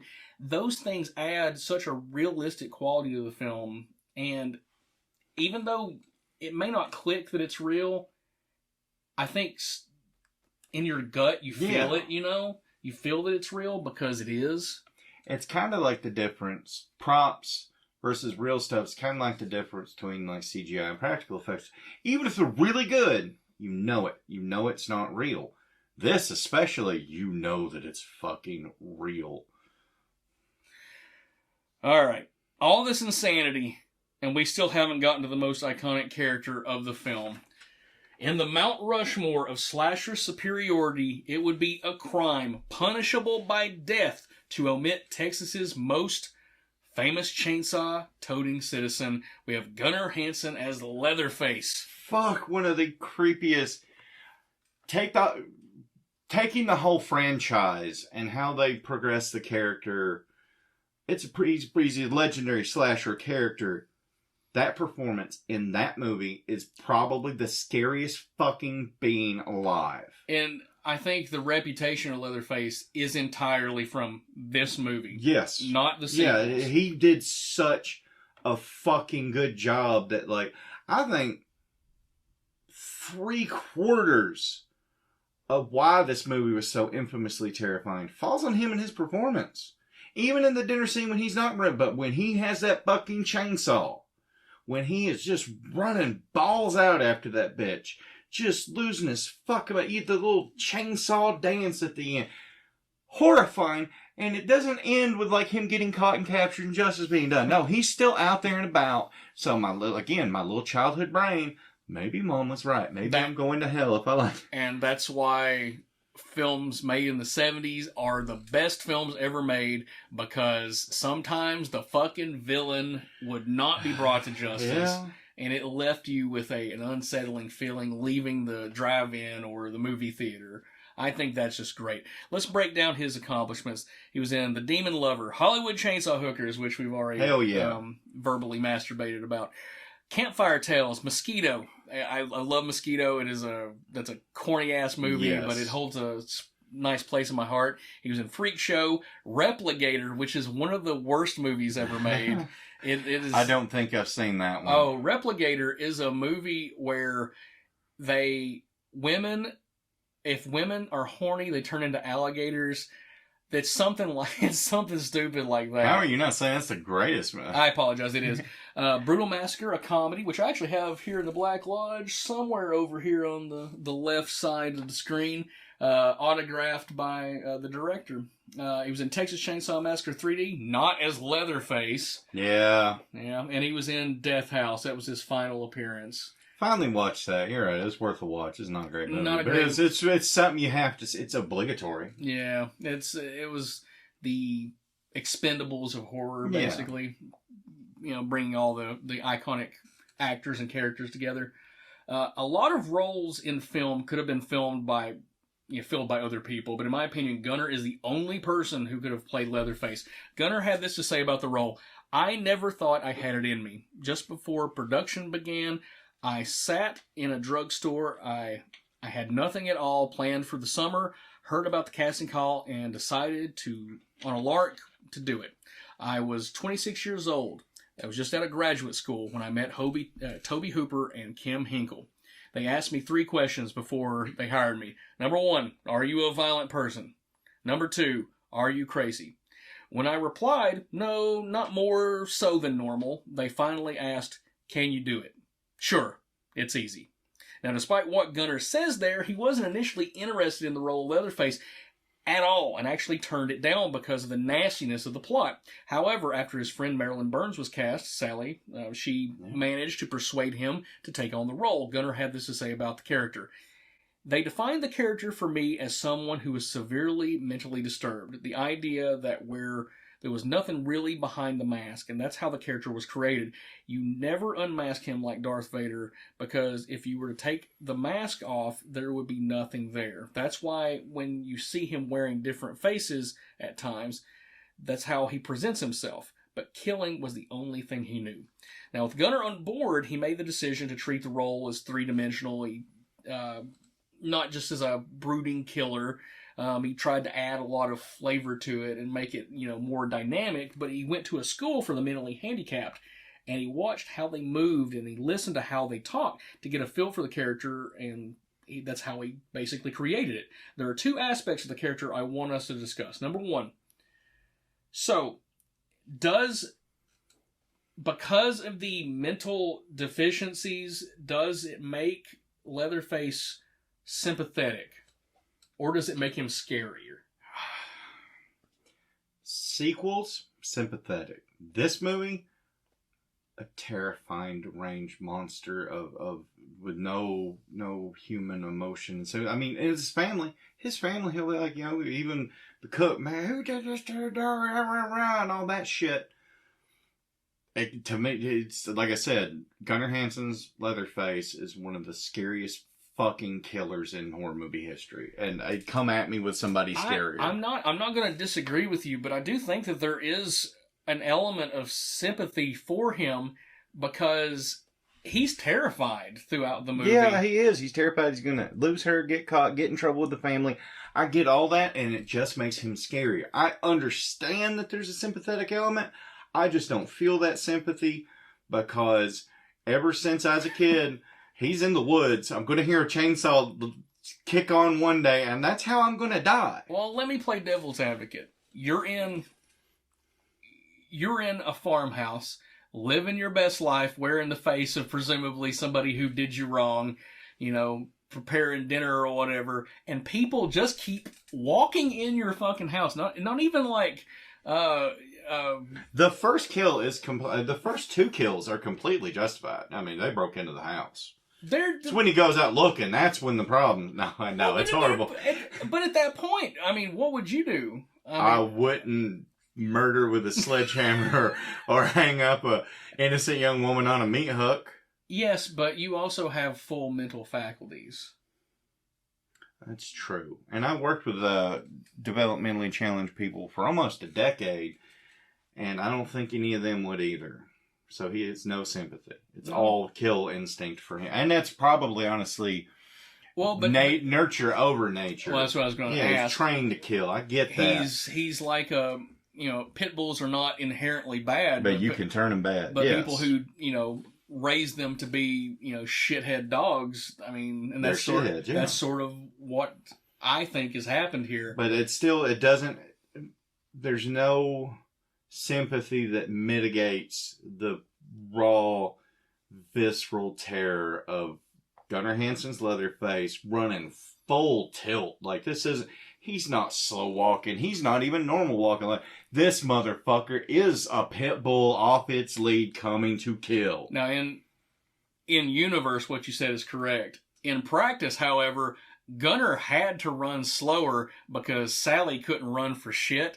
And if you watch the movie, there's actually points where both he and Ed Neal have to drastically slow down. Yeah, like especially that final little chase down the trail. Because she just couldn't get her, you know. And with a woman with legs that long, you think she could fucking gallop like a gazelle, but no. I mean, probably after 36 hours in hell, you probably can't have the strength. Really, she'd been fucking the cook the whole time, and her knees were weak. I'm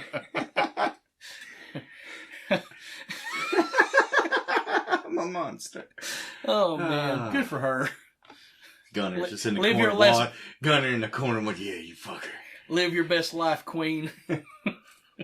Leatherface does some awful things during the course of the film, but he's definitely under the thumb of his family. Gunnar had this to say about the family dynamic. Leatherface is completely under the control of his family. He'll do whatever they tell him to. He's a little bit afraid of them. Now, the second aspect of the character are the mask and the significance that they play in the personality of Leatherface. The internet seems to be divided on the portrayal of the character in terms of its offensiveness, and this is something that I only recently heard about, so I don't know how widespread this is, but we'll talk about it just because. So, when Leatherface dons a different mask, he's sort of taking on a different domestic role in terms of the family. Yes. You know, he when the dinner scene, he has the feminine mask on with the makeup and stuff. And in when he's killing, he's wearing what they call the killing mask. But then there's also when he's cooking dinner, he's wearing the old lady mask. Right. And because of this psychosexual cross-dressing sort of element, some people on the internet have taken offense to it. So that's my first question. Is this offensive? No, because it's not supposed to portray a normal thing. It's not supposed to portray that he's a normal trans character doing normal trans. So this is insanity. It's like, Sleepaway Camp Killer. Oh, Angela Baker. It's like Angela. Angela's not a portrayal of a true transgender person. They're abused into insanity, so therefore it is not offensive. This, okay, yes, and is also coming from boomers. So you do have they have the more stereotypical nuclear family stereotypes they grew up on. So he perverts that insanely, but it's not offensive because they're not punching down. They're not punching down on an oppressed group. They're portraying insane fucking serial killers. I'm not going to disagree with you. I think that art is absolutely something that you should probably not critique in terms of offensiveness, because sometimes art is meant to be offensive. It's offensive by nature. It's just a movie, people. Just get over it. All right. The cross-dressing element is really only presented in the original film and in The Next Generation, and they go full bore with that one. Is this a missing element from the later sequels? With the camp of Part 2, no. It's unnecessary. 3, they kind of have that psychosexual element, but it's more in with Viggo Mortensen's character. Yeah. I like playing with it a little. I don't think it needs to be explicit. I don't think it needs to go as balls out as Next Generation. Nothing needs to go as balls out. No, but even in terms of just him wearing different, the different faces he wears have different meanings in how he interacts with the environment. That's something that's kind of missed from the sequels. I do agree with that, but I do think there is one place it might have been interesting. The prequel Leatherface would have been interesting to dabble with that, like where they escape the asylum and the obvious fake out that they want you to think it's the big guy, but it's not going to be. A little bit of the psychosexual, and there is a little because he cuts that chick's face off at the end. They could have maybe done a little something more with that, but no, I don't. I think it serves its purpose. I just think that there should have been more thought in terms of the overall Leatherface character in subsequent sequels. Okay, I'll talk about the remake real quick. In the remake, he does wear the face. Yes, I was going to mention that myself. And boyfriend. And that's awesome. But what, other than to strike fear, like what is the purpose of that? That was only to strike fear, and I thought it was great. And I'm not going to disagree with you on that.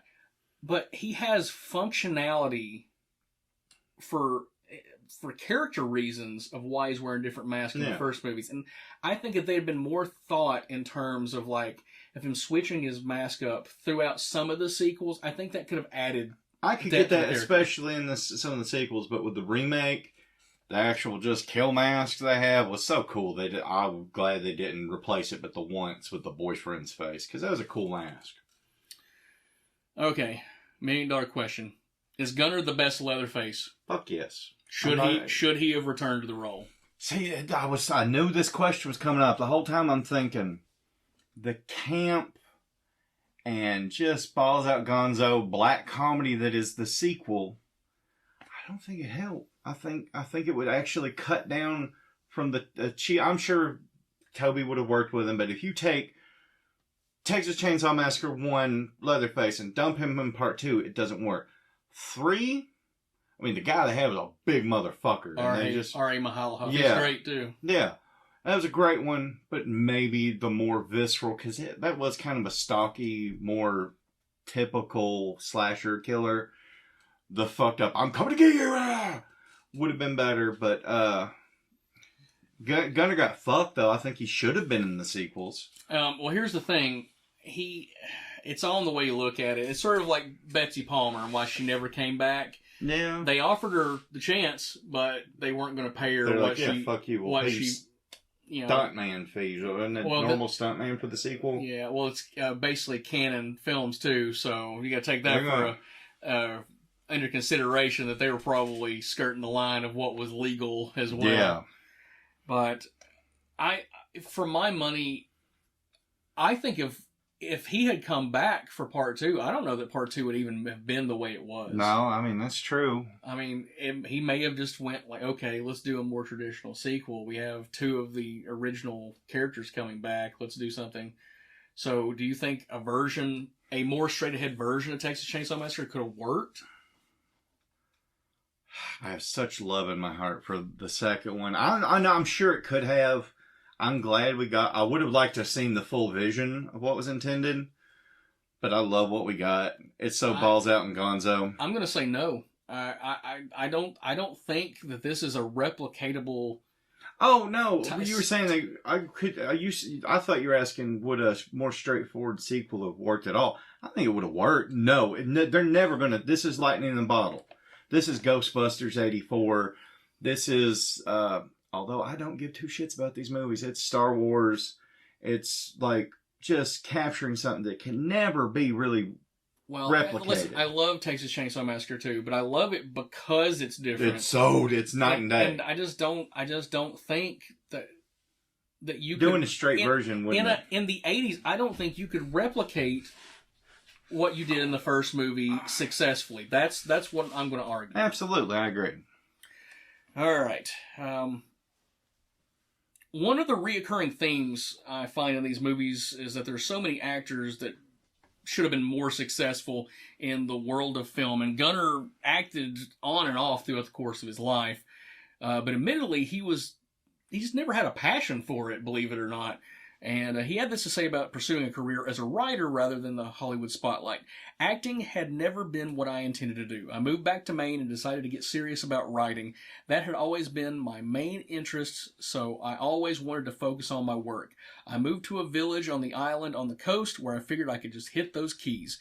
Now, Gunnar was fairly successful as a writer. He penned a really highly regarded novel called Island at the Edge of Time, A Journey to America's Barrier Islands. So if you want to check out something good that's not, blood and guts related, that might be right up your alley. Did you ever meet Gunnar? No. Well, I have a Gunnar story, and it's a fucking doozy. I've actually met Gunnar twice. The second time, when I was working at my current job, we had him in 2014, October 2014, which was roughly about a year and a month before he died, because he passed away in 2015 in December, I believe. And we were doing I work at a year-round haunted house, but we were preparing for October. So our theme that year was Backwoods Terror 2. So we're doing rednecks and everything sort of in the vein of what is Texas Chainsaw Massacre, Hills Have Eyes, kind of related. Yeah. So the EDM came down, like, who are we going to get? And I'm like, well, we have to get Gunnar Hansen. We got to get Gunnar Hansen. And I'm glad they got him, because we had him set up for autographs. And I recreated the table, from the dinner scene. We had a prop of an old man in a chair, and I put a prosthetic on him to make him look like Grandpa. He's kind of like, we call him Fat Grandpa because he's fatter. But I made all these signs and stuff, like beware, dead end kind of stuff. But I had a sign that said, Yankees will be hung. And where we had him set up, I guess he got bored in between people coming in, and he took a pen and he wrote, almost microscopically, right before hung, he wrote well. And I hate so much that when we tore the stuff down at the end of the month, oh no, that got tossed, because I wanted to keep that so badly. I'm gonna fucking cry. That's horrible. He was so nice. Down to earth. He signed for free, oddly enough, which was because they paid him up front. Yeah. Like, here, show up and sign for free of whatever people show up. So I loaded up. I got him to autograph my VHS and my DVD. I didn't have a Blu-ray version at that time, but I would have got him to autograph my underwear if he hadn't, been freaked out by it. His ball sweat's still fresh, sir. But I just thought that's my little touch with greatness, and that is Gunnar Hansen. That's awesome. It's a wonderful little moment. All right. Big four slashers of all time. You got Jason, you got Freddy, you got Michael, and you got Leatherface. Now, there is a member of the Rant Army who would argue that Leatherface does not belong on this list. His name is Fat Fuck Scott. Love you, Scott. But let's play devil's advocate. Number one. Does Leatherface belong on the Mount Rushmore of slashers? Fuck yeah, and here's my reason. As I said, there's so much goodwill for that character from the first one that does maybe unfairly bolster some of the shitty sequels. But absolutely. It's still going today. Where's Jason and Freddy? Well, fan films. Tied up in legal... Well, not Freddy, I'm just hell. saying. But, the Netflix shitty they still had great kills. When he gets on that bus and we're going to cancel you. That's fucking amazing. Hot by Dick was hard that whole scene in laughter. I think I had such low expectations for that movie that I ended up loving it. Yeah. The only thing that ever came through as a true negative was like, why'd you even have her in it? Don't try to Halloween this shit. Oh, Everything else was, like he said, low expectation. But anyway, no. He definitely deserves to be on there. All right, out of the four, where do you rank him? Freddy, this is my personal one. Jason, God, I hate to say it. Michael and Leatherface, he's 4 because his one performance beats any of the others, any performance in any sequel or original. But I'm having to take franchises as a whole. It's still number 4. In terms of franchise, I think you're right. Individual one movie performance, Robert Englund's great. All the big people that played Michael who were good. Anything like that. Nobody's beating Gunnar Hansen's Texas Chainsaw. I'm conflicted on who if I would have Leatherface as number 1, because I think that Michael Myers in that first film is just it's kind of the same thing. It's so much goodwill built off the legacy of the first one, but there are some really good things in the sequels until Busta Rhymes kung fu's him in Resurrection. We don't talk about that in this house.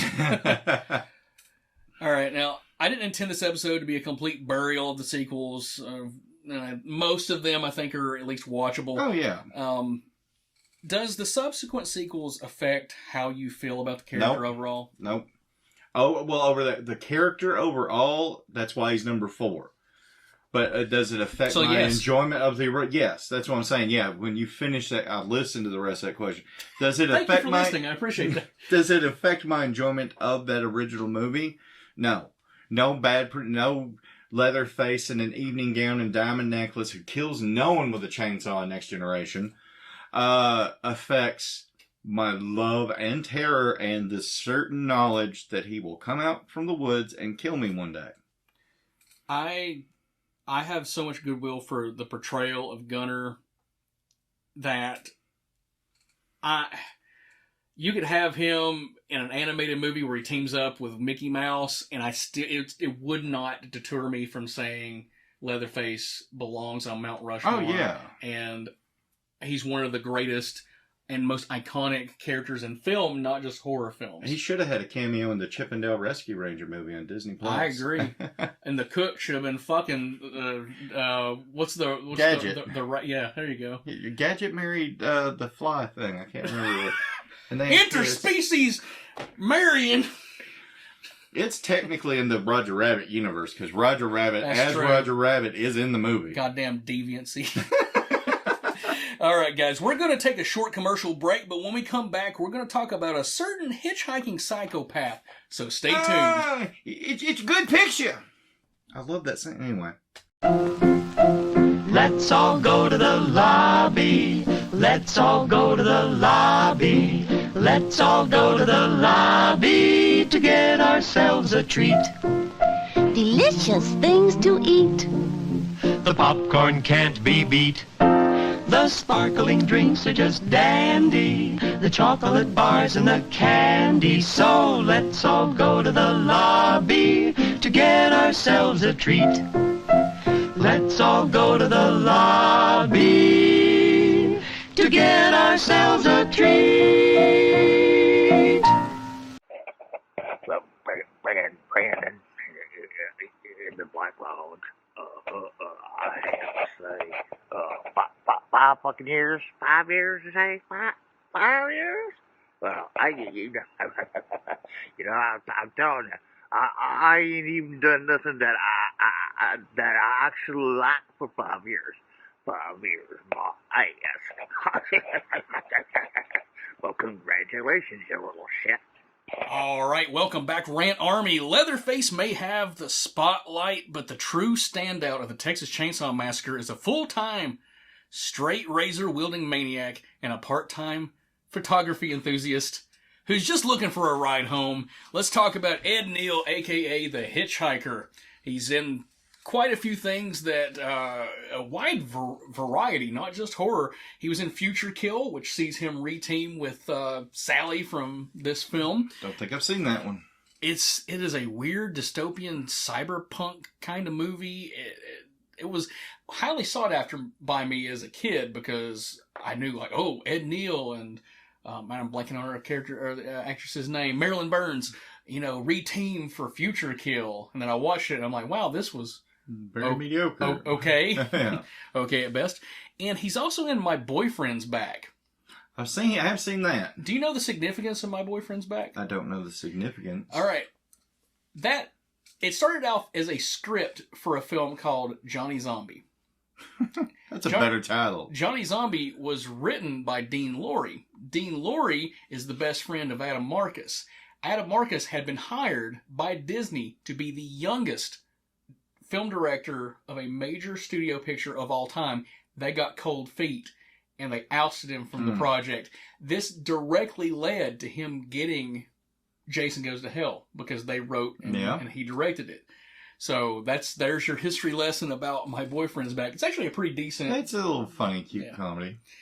Now, aside from Texas Chainsaw Massacre, Ed is best known for his voice work, especially his 103 episode run on the anime Gotcha Man. Not an anime guy. No, me shit neither. About it. No, I've seen some. I like some anime movies. The only show I've ever watched was Death Note. Badass show. Yeah, I can't speak to the quality of it, but I'm assuming he's fucking fantastic. 100 and some episodes. It had to have some kind of quality. Well, let's...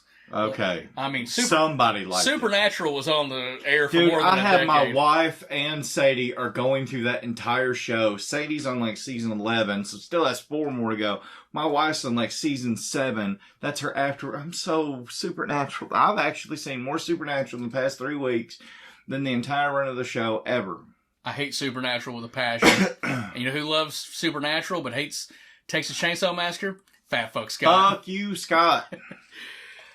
All right, all that taken into consideration, Ed is the definition of a character actor. Like, he's the best possible situation for an actor. You throw him into a role, he'll find a way to make it his own. He'll do what's on the page. If you want him to act crazy, he'll act crazy. If you want him to be the straight man, he'll be the straight man. But I can't help but feel like he could have had an entire career in the 1980s playing psychopaths. Yeah, basically the hitchhiker over and over again. It'd been fucking great. Do you think he could have been a star?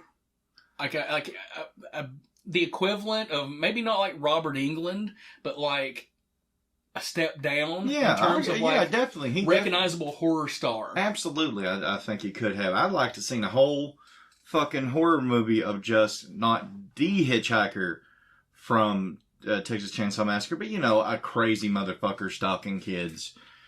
It's a good picture. I love it. And he just grabs him and cuts him in the fucking strawberry burst. Oh, I love that. And then at the end when he's chasing her, and his ways of slowing it down because he keeps coming up, I think are the most inventive, rather than like Gunnar Hansen. Like, I just love how he's like his weird whole body movement. He's having fun with her. Yeah. And Leatherface is I'm gonna kill. So that's a good difference between the two the characters. Just fucked up evil and the intent of kill. Business evil. Business instinct to kill. Our opinions aside, the star position seems to have not been the goal for Ed at all. Ed had this to say: "To tell you the truth, I don't want to be Clark Gable. I want to be Strother Martin." I have no idea who that is. Or L.Q. Jones. No idea who that is either. A character actor. Now, Ed shines in every scene of this movie, but if we're going to hold a microscope to the character, the van scene has to be what we discuss. What makes the van scene so iconic? It's immediately unsettling. But you don't know why. It still could be like, oh, this guy's a little off. The picture, and what was he, $5 or something? I can't remember. $5, I'm pretty sure. And in 1974, that's fucking ridiculous. As a little kid at 8 years old, $5 is a lot of money for me, but I was old enough to know that $5 back then is just way ridiculous. Goddamn bohemian artists. They don't understand the value of a hard day's work. We're his brothers slaving over a hot meal all day, and this motherfucker just wants to take pictures of people. Artists. But no, and then just when he goes full bore crazy and then get him out and he's still going crazy on the side of the road, that's like, it's not as viscerally upsetting as the Leatherface's first kill. That's what really, but the movie, you're just off the rest of the time. You're just like, what's going to happen? It's the big fuck you to kind of lead into like, this isn't just a normal horror movie. He serves a couple of purposes because ultimately, if you really look at it, he's the real villain of the movie. I see that. Because he's there from beginning to end, to both terrorizing physically and mentally. But he also serves somewhat as the soothsayer of sort of like, hey, you may think you're off on an idyllic stroll, but no, fucked up things are happening. And had it not been for the fact that they're running low on gas, they could have gotten away. But he set the stage for like, I'm coming back. And even like Franklin, who is the most annoying character perhaps in film history, he makes a valid point, like, you think that guy's going to come back and look for me? Like, he instinctively knew.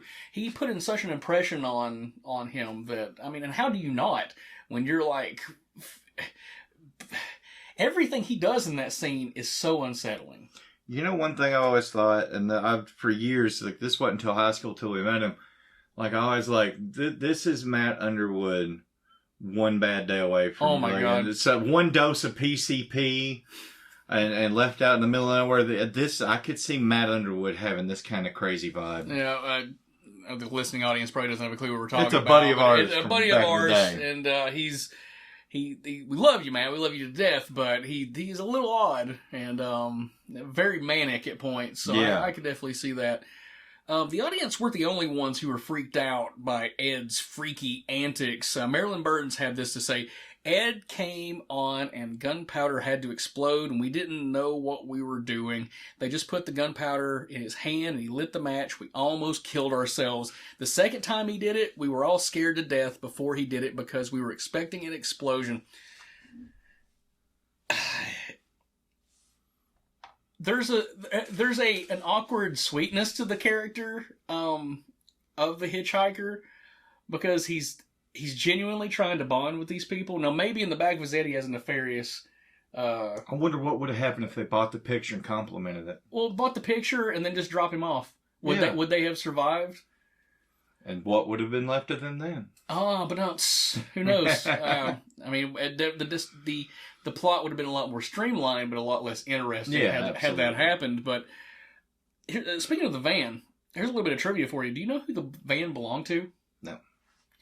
Alumni from the podcast, a little gentleman by the name of Ted Nicolau. Oh. Now, he was a sound recordist on Texas Chainsaw Massacre, and he went on to direct all the subspecies movies and TerrorVision. I love TerrorVision. Fucking TerrorVision. That's one we've got to do eventually. That's got to at least be a watch along. Yeah, well, we probably don't want to go too deep into the weeds on TerrorVision, but it's a very enjoyable film. However, the first subspecies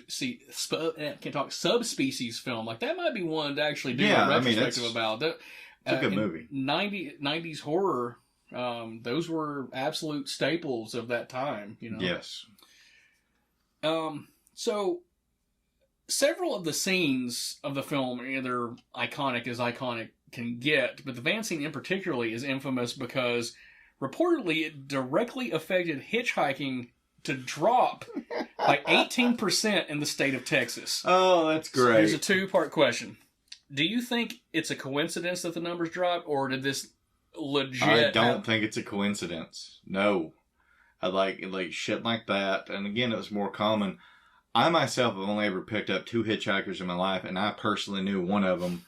And this movie's always been in my head. And the other person, it was super muggy, hot, and raining, and they were a tiny woman. And I'm like, I could take this bitch even if she has a gun. I'm sorry. That was in my head. I'm like, she doesn't look like she has a gun, not holding a purse. This was after Monster came out, so that was a thought in my head. Oh.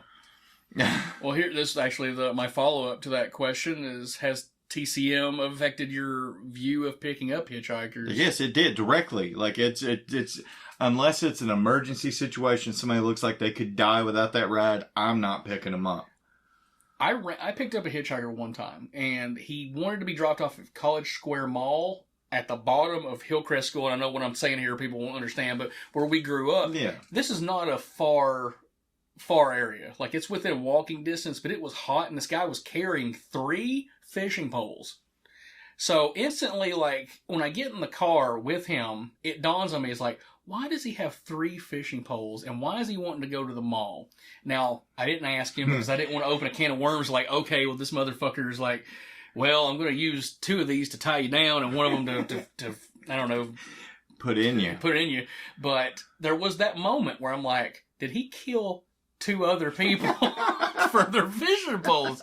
So as soon as he got out of the car, I was planning on going to the mall anyway, so that's kind of like why I'm like, yeah, I'll drive you, but I make sure to park in a different place. I was like, well, he won't find me. So I'm still alive, so thankfully I didn't get killed or anything, but retroactively now, it does linger in my head. Like, picking up a hitchhiker, chances are you're not going to have anything happen, but there is that, like... You're still putting the chance that it might in your car. That minute possibility is still a possibility. So, I'm not telling you guys to be assholes to people in need, but... we also don't want to see you murdered. Weigh the pros and cons before you allow somebody... Make sure you think you can physically dominate them in a fight. Prior to his acting career, Ed served in the military during the Vietnam War, and in 1969, he received the high honor of Bronze Star of Valor. The Bronze Star of Valor is the 4th highest award for military combat bravery. Now, earlier, when he mentioned that the dinner scene was worse than his tour in Vietnam, to achieve this award, you have to see legit fighting. He killed some Charlie. I mean, it's very possible. We don't know, and that's, bare hands with a razor. That's where they learned his technique. Yeah. They wouldn't take his picture. They called him or Night vice Death versa. in the jungle. But that really says a lot, that he makes that statement, and he was a combat veteran that achieved this really high level of commendation. That's crazy. Now, the Vietnam War was and is an unpopular and unfortunate piece of American history, and we're not going to get into the minutia about the circumstances and whether we were got some good music not. out of it. It's just the dirty hippies. That's true.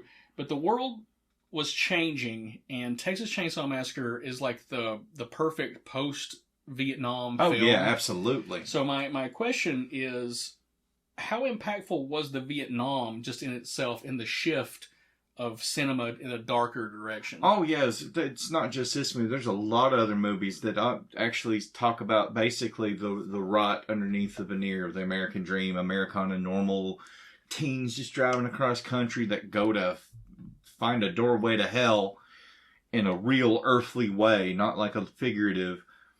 Yeah, I think Vietnam, it killed America's ideal of post-World War II boomer idealism. Like the picket fence America, like they were watching soldiers die on TV every night for no reason other than ideologically. Well, and you have to think of it too, like Texas Chainsaw Massacre was not the first movie to do there's this. a lot of them. There was a lot of counterculture films in the 60s, Easy Rider and so on and so forth. Billy Jack. Billy Jack. But Texas Chainsaw Massacre, it kind of takes that idea and pushes it into a really nasty place. And I feel like there is film before and after Vietnam, but there's horror pre and post Vietnam. Oh, yes. And to me, this is the moment where horror stops being, for lack of a better word, campy. I get what you're saying. It's not an accurate descriptor. Innocently scary. Like Tobe Hooper wanted to fuck you up for life. It's not just go to the cinemas with your best gal and get some spooky chills. Even like there are great movies before then. It's like, the world is shit. You're going to be murdered. I know I'm going to be murdered by Leatherface one day. To this day, I'm convinced. I'll be walking alone at night somehow. I will hear the buzz, and I'm dead. But yeah, absolutely. Like this was not like let's just go have fun, make drive-in exploitation, which it was on the surface. He wanted to get the fuck in there and fuck you up. I guess maybe you could make the argument that Last House on the Left predates it, and that movie is incredibly nasty as well. It does, but it doesn't ride the line as well because they're massively goofy. The fucking cops in that movie are Martin Cove is one of those cops who is. It's just it almost Cobra Kai Sensei. It gets to the finish line but doesn't break the string. Texas Chainsaw Massacre barrels to the audience watching the race. I think there's definitely a debate to be had there because Texas Chainsaw Massacre, of the two films, is the more iconic and the one that is well acted. It's perfect. It is appreciated in value over the years. Where Last House on the Left is very niche and only film nerds or diehard horror fans have seen it, so it hasn't encroached upon the lexicon of American life or the world as much. But I think that it's definitely kind of like 1A, 1B in terms of shifting. I get that. All right. Let me get back to where I was. Of TCM's villains, I know that you've said Leatherface, but do you okay, let's rephrase this. Of our three main villains, where does the hitchhiker rank in terms of how scary he is? Scary. It's like I hate to use a D&D, but I just watched the new season of Stranger. He's chaotic evil. Like you can't. He's number 2. Fuck. It's so hard because then the cook. Fuck. I know, right? It's like there is the beast that is Leatherface, the only slasher of the big 4 to viscerally terrify me. Michael Myers in the first one is scary as fuck, suspenseful. But I know when I go home, no blank face shape is going to kill me. It's going to be Leatherface. The cook and his trap of it. I guess I'm still going to go with the hitchhiker for number 2 because the chaotic evil, it's like you can't stop it. There's nothing. If you are in contact with this person, your life is in danger no matter what. I think it's all in the way that you categorize it, because if you're going off of obviously the iconography of the film, Leatherface is always going to be number 1. Also, the intent of the film, from my point of view, is that the hitchhiker, because he's there through the whole thing, and he starts the film, he ends the film, like you're really getting the full bore evil from him. Yeah. So I think he intended wise, he's supposed to be number 1, but Leatherface is a more interesting character visually, and then the changing of the personalities and stuff. So you have a more depth of character, so that makes him scarier. So I'm at a loss because I could argue all 3 of these is the scariest, depending on circumstance. Nope. You can only argue Leatherface is the scariest. You could argue between the other 2. I'm not saying you. I'm saying I can argue. No, I'm saying you can't because it's objective reality, not subject. I'm just playing. Fine. I'll start hitting you. When in doubt, use my size advantage. Now, if we were to assign, it's oddly enough, and I kid you not, Tony has not read these notes. These notes, but I'm going to read this verbatim, what I have written right here. If you were to assign the characters of Texas Chainsaw Massacre positions on a Dungeons & Dragons chart, the hitchhiker would definitely be chaotic evil. However, on the other side of the paradigm, we have his mirror image sitting on chaotic good, and that would be Paul Partain as Franklin Hardesty. All right, he's had a fairly successful career. He was in Race with the Devil with Peter Fonda, which as a kid was one of the scariest movies I'd ever seen. I can see that. It doesn't exactly hold up, but the whole thing is it's just this people in a car pretty much the whole movie, and they're trying to stay one step ahead of the devil. It's almost like the older version of This Follows, now that I'm thinking about it. It's a good movie. I really like it. He was in Rolling Thunder with Tommy Lee Jones, who was in No Country for Old Men with Woody Harrelson, who was in Zombieland with Bill Murray, who was in Ghostbusters. You just got busted again. TCM The Next Generation, but not as Franklin. However, more contemporarily, he was in The Life of David Gale with Kevin Spacey, who was in Horrible Bosses with Charlie Day, who's in It's Always Sunny in Philadelphia with Danny DeVito, who was in Twins, which was directed by Ivan Reitman. Ivan Reitman, who directed Ghostbusters. You just got busted. Bust all over me, Daddy.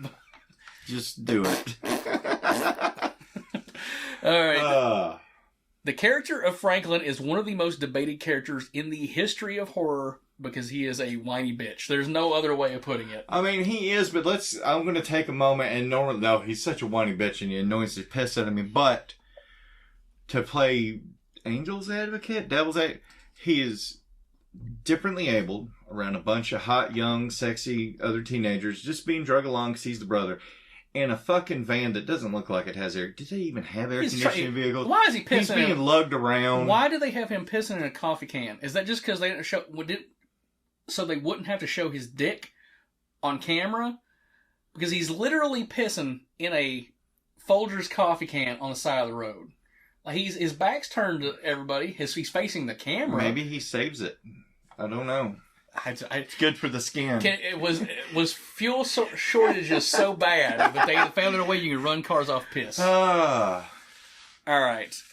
Is Franklin the most annoying character in the history of horror? It's really hard for me to think of others. I mean... I have one off the top of my head. There's the bitch in, I think it's Halloween 5? You very me too, Tina. Oh, Halloween. Yeah. That's number 1 for me. I'd give her a number 2, but yeah, that's the only other one that's like actively like, Here's the thing. Both of these characters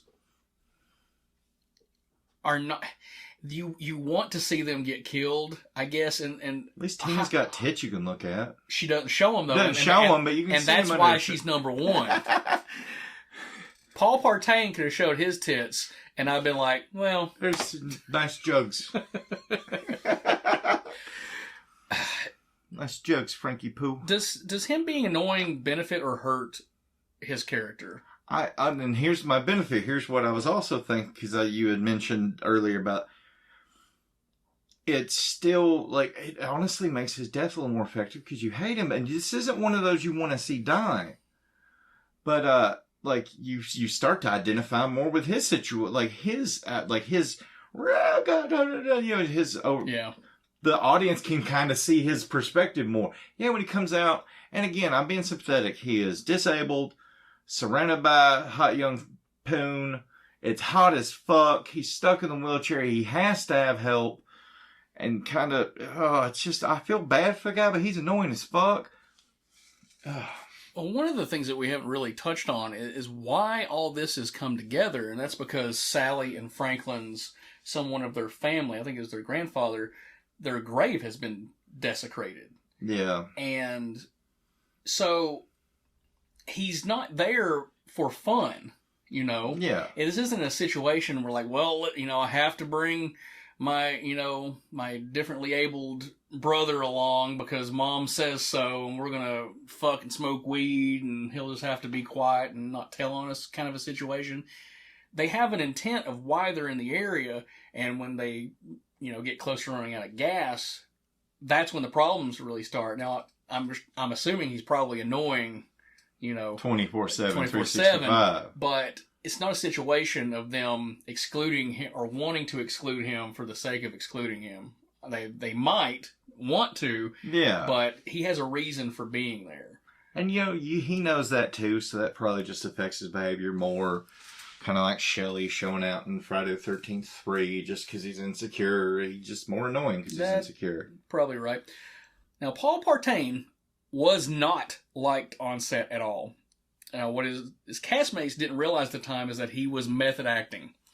And his excessive whining continued whether he was being filmed or not. Oh, so he just stayed in character all the time. He was particularly not liked by Gunnar Hansen. But overall, the cast, they were able to forgive him in time because, like it or not, the guy, whatever mind space he got into to portray that character, it is so evident on screen. Yeah. Like, there is no arguing that, like, oh, you don't like this character for X, Y, and Z. No, it's evident he's intentionally being annoying and going about it in a above and beyond kind of way. What do you think about method acting in film, and how far is too far? I hate fucking method actors 9 times out of 10. Yes, it can yield great results. Did Daniel Day-Lewis really need to learn how to be a butcher to be Bill the Butcher in Gangs of New York? No. Did he really need to learn how to sew in the something thread, whatever his last move?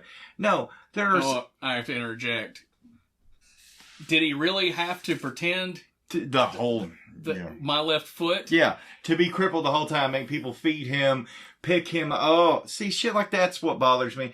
Again, great results. But you also have another great actor, Anthony fucking Hopkins. He gets a script, he reads it 100 times, figures out his voice, and does the fucking lines. He will do no more than 3 takes, and he's like... He doesn't fucking need the next 2. Exactly. So, I think it's not... Whatever works for them, I guess. Method acting is not a science. It's something that you can apply, and it might work for you, and it might not. One of my favorite instances, there's a film called Marathon Man. Oh, yes. With Dustin Hoffman. And Dustin Hoffman took this role so seriously, and he's like, my character is supposed to be run down and tired, so I'm going to stay up for, like 48 hours. And when we shoot this scene, it'll come across on film. And he's acting with Sir Laurence Olivier, one of the greatest screen actors of all time. And Laurence Olivier is like, why are you so tired? And he explains to him, he's like, well, I'm method acting. He's like, why don't you just act? Yeah. Like, I mean, it's such an innocent and completely valid argument. Yeah. Marlon Brando is a perfect example. Marlon Brando did not take acting seriously, and he's one of the greatest that ever lived. He stuffed cotton balls in his cheeks, or maybe he on set he needed a little man sitting next to him, whatever demands or some of those co-stars had to have cue cards on their bodies during The Godfather. Whatever it took, it worked. Yeah. So there's a method to everybody, and some work, some don't. Do you think that the method acting works in this instance? I mean, if he's annoying as fuck offset, then I'm sure it did, because he was intentionally supposed to be annoying and unpleasant, but the more he freaks out, the more the audience kind of shifts to see things his way, to freak out at everything, because they know, like, he freaks out the smallest thing. He's not seen people get their head bashed in with hammers and women put on knee hooks. The audience knows that. They're like, he's fucking right. Listen to him. Ultimately, yeah. He is right. He becomes the audience POV for a moment before. He's the uncomfortable truth. Yeah, that's a good way to put it. That's a really good way.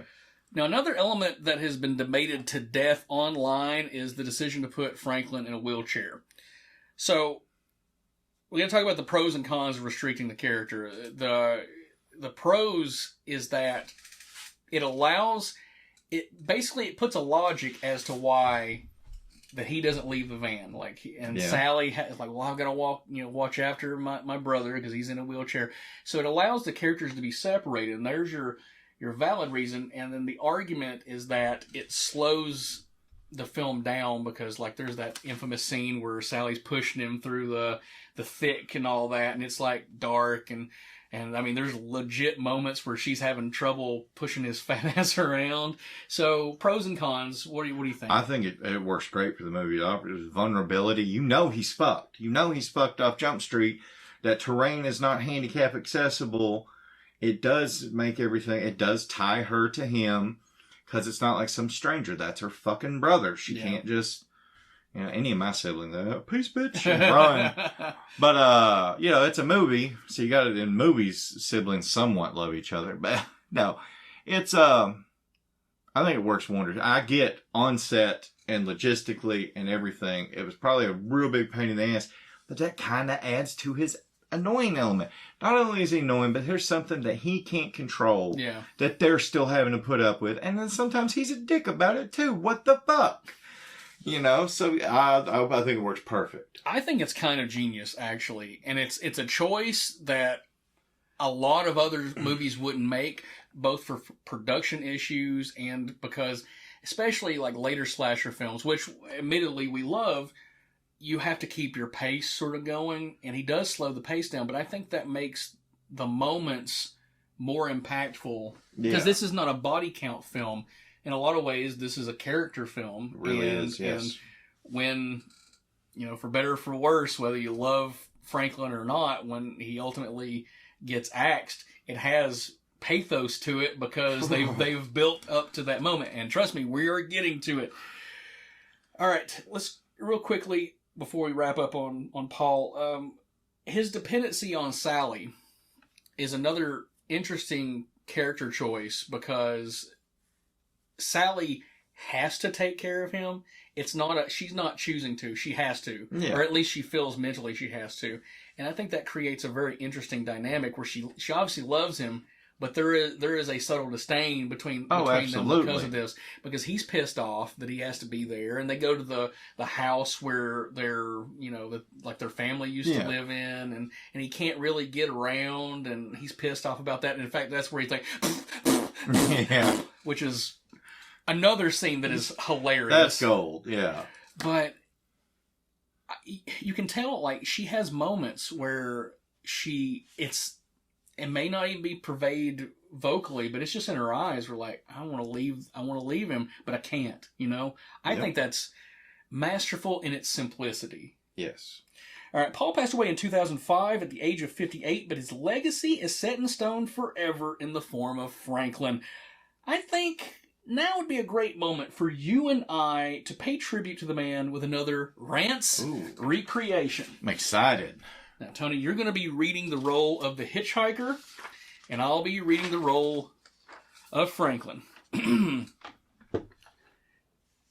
Hey, man, you ever go to that slaughter room, where they call it, the place where they shoot the cattle in the head with the big old air gun? Oh, that gun's no good. I was there once with my uncle. The old way with the sledge. You see, that way's better. They die better that way. Well, how come? I thought the gun was better. Oh no, with the new way, people were put out of jobs. Did you do that? Look! I was the killer. Damn. And scene. Scene. Oh man, these moments of dialogue, they're very to the point. There's not a lot of subtlety in them, but there's a lot of subtlety in the acting, and a lot of acting teachers would say that acting is reacting. The looks on the people's faces in that scene when Ed Neal is going nuts, with the hitchhiker character. That's something you can't. That's not acting. That's reacting. Yes. And it's genuine because he's like got under their skin because he's put on such a presence. But if you look at Franklin, I know we make jokes about him potentially wearing adult diapers or something because he's handicapped. But if he were going to shit himself, that's the point he does it. Absolutely. That's the point he does it. Now there are many who have laid claim to the title of film's greatest scream queen, but no one has ever or will ever touch the raw ability to belt out a hellish tone quite like this film's protagonist. We have Marilyn Burns as Sally Hardesty, also in Helter Skelter, Eaten Alive, Kiss Daddy Goodbye, Future Kill, Texas Chainsaw Massacre, The Next Generation, where the implication is that she may or may not be Sally. It's a cameo. It doesn't really amount to much. And she's also in Texas Chainsaw Massacre 3D, where she does not play Sally. She plays Vera Carson, who is the aunt of Leatherface. Yeah. It's ultimately inconsequential role. Marilyn got her start in acting when she was in high school, playing a tour guide in the Robert Altman film Brewster McCloud, and was offered a part in a film called Love and Molly, which was directed by Sidney Lumet, but was cut in favor for a young and upcoming actress by the name of Susan Sarandon. So that sucks to be her, because that could have been the jumping off point for her career. However, fast forward a few years, and Marilyn is attending the University of Texas at Austin, where once in a lifetime opportunity was about to come her way. She had this to say: I went to UT and I was on the film commission there. I started to bring It was started to bring movies into the state. There was casting calls and 1 million people showed up. Now, she's being somewhat hyperbolic, but a lot of people did show up to audition for the film, but fate shined favorably and the role of Sally was given to her. Now, there are examples of the proto-final girl in horror, like Lila Crane in Psycho. There's probably some others I could probably throw out there, but it's hard to argue that she isn't the full package, completed version of that final girl. What makes a great final girl, and where does Sally rank in terms of all-time best? Okay, what makes a great final girl is... I'm sorry, Sarah, I love you. We're recording this on our 6-year dating anniversary, not wedding. They gotta be, like, real fuckable, but, like, not, like, not in, like, a slutty way. That's the first hallmark. Like, they're, like... the Girl next door. Girl next door, but, like... an idealized version of that. They have to have the innocence. She's stuck with her brother. She can't be out partying. She's not there to get dick. They have to be able to scream like a motherfucker. Obviously, like they have to be able to go. They have to go through the ringer. Like they can't just stumble through. And that's to me the little magic recipe for a good final girl. I got sidetracked thinking of Scream Queen, but well, actually, she lacks one thing though. She does, out of pure blind animal instinct, break out, run away, take the opportunities. She's proactive. She doesn't really fight back. She just luckily escapes. And I think a good final girl has to have that fight, even if it's just turn around and swinging and chopping off Mrs. Voorhees' head while Harry Knuckles squeeze air. But that is the one thing I would put her performance as a scream queen, bar none. Final girl, maybe like top 10. I don't think this movie I don't think it would have been good for her to fight back. No. I mean, it's a perfect movie. I'm just saying what we came to decide is the perfect recipe for the perfect final girl. Yeah, for a more contemporary slasher, you're correct. For the purposes of this film... Run, get out. That's the only thing to do. Because she's slowly driven crazy throughout the course of this, and I guess you can maybe make the argument that at a certain point she's just as crazy as they are. Yeah. Because she starts, laughing at the violence and everything as well. But to me, I wouldn't put her number one. For me, my holy trinity of scream queens that's Brink Stevens, Linnea Quigley, and Michelle Bauer. But those are like scream queens for a whole other reason. But as far as final girls, man, Jamie Lee Curtis might forever be number one. I don't think she's my favorite, but it's hard to argue that she wouldn't be number one because she does. Sidney Prescott. Nah. I just wanted to work in Sidney Prescott to piss him off. I wasn't coming up with a list. Sally is probably the most abused final girl. Fuck yeah, she get her and the Stretch from part 2 gets pretty fucked up with the razors toward the end. Yeah, and the attempted chainsaw rape here or there. Do you know how to use it? That's the most terrible. Like, that's the only scene in the movie that really kind of scared me. Like the chase scene, and then I'm like, the weird 180 it took just threw my little brain off. I'm like, what the fuck? Starts digging his chainsaw dick chainsaw humping. Yeah, that's how I learned to make love to a woman and scold a child. To Bill Brasky. Bill Brasky. Oh man. You touched on it. The scratches on her back, they were real.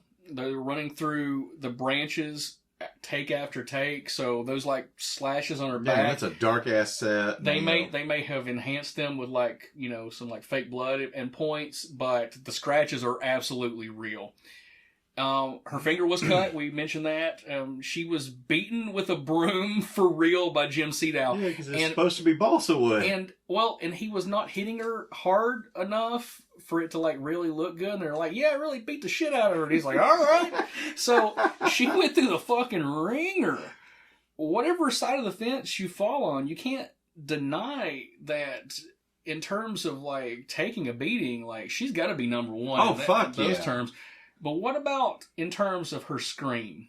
The scream is... Okay. That's number one for me. Yeah. There's never been a person on film that had a better scream than Marilyn Burns. I legitimately, again, I saw it at a young age. It fucked me up. But even watching it today, it doesn't seem like a scene they're acting in. It seems like you're watching this woman's brain break. Yeah, it's like to legit day. Snuff porn. Yeah, it's so disturbing. That, it's not like, man, this is great. I'm sure that was hell to film. And all these little factoids, but watching it in the moment, she is just in utter hell and her brain is breaking. And it's not an actor's performance. It's this character's reality overtakes the scene. It's great. Yeah, number one scream. Yeah, I don't even know who would even be... I mean, to me, she has like the top 10 spots because she's so much higher than anybody else's just vocal ability to scream, let alone just the sheer terror that she shows in her face. Her eyes are so expressive. Yeah, she had those big 70s eyes that they like. And that's the only way they don't allow those anymore. They don't. The humans are de-evolving. No, but they wanted those big-eyed people as actresses back. That's horrible. One of them those bug-eyed bitches. But they tend to cast more expressive eyes than like the 80s and 90s. Where it's more TNA and a pretty face, but it's like sometimes like a Goldie Hawn had those big ass eyes. Yeah, she did, and Kurt Russell drops loads of those every fucking day.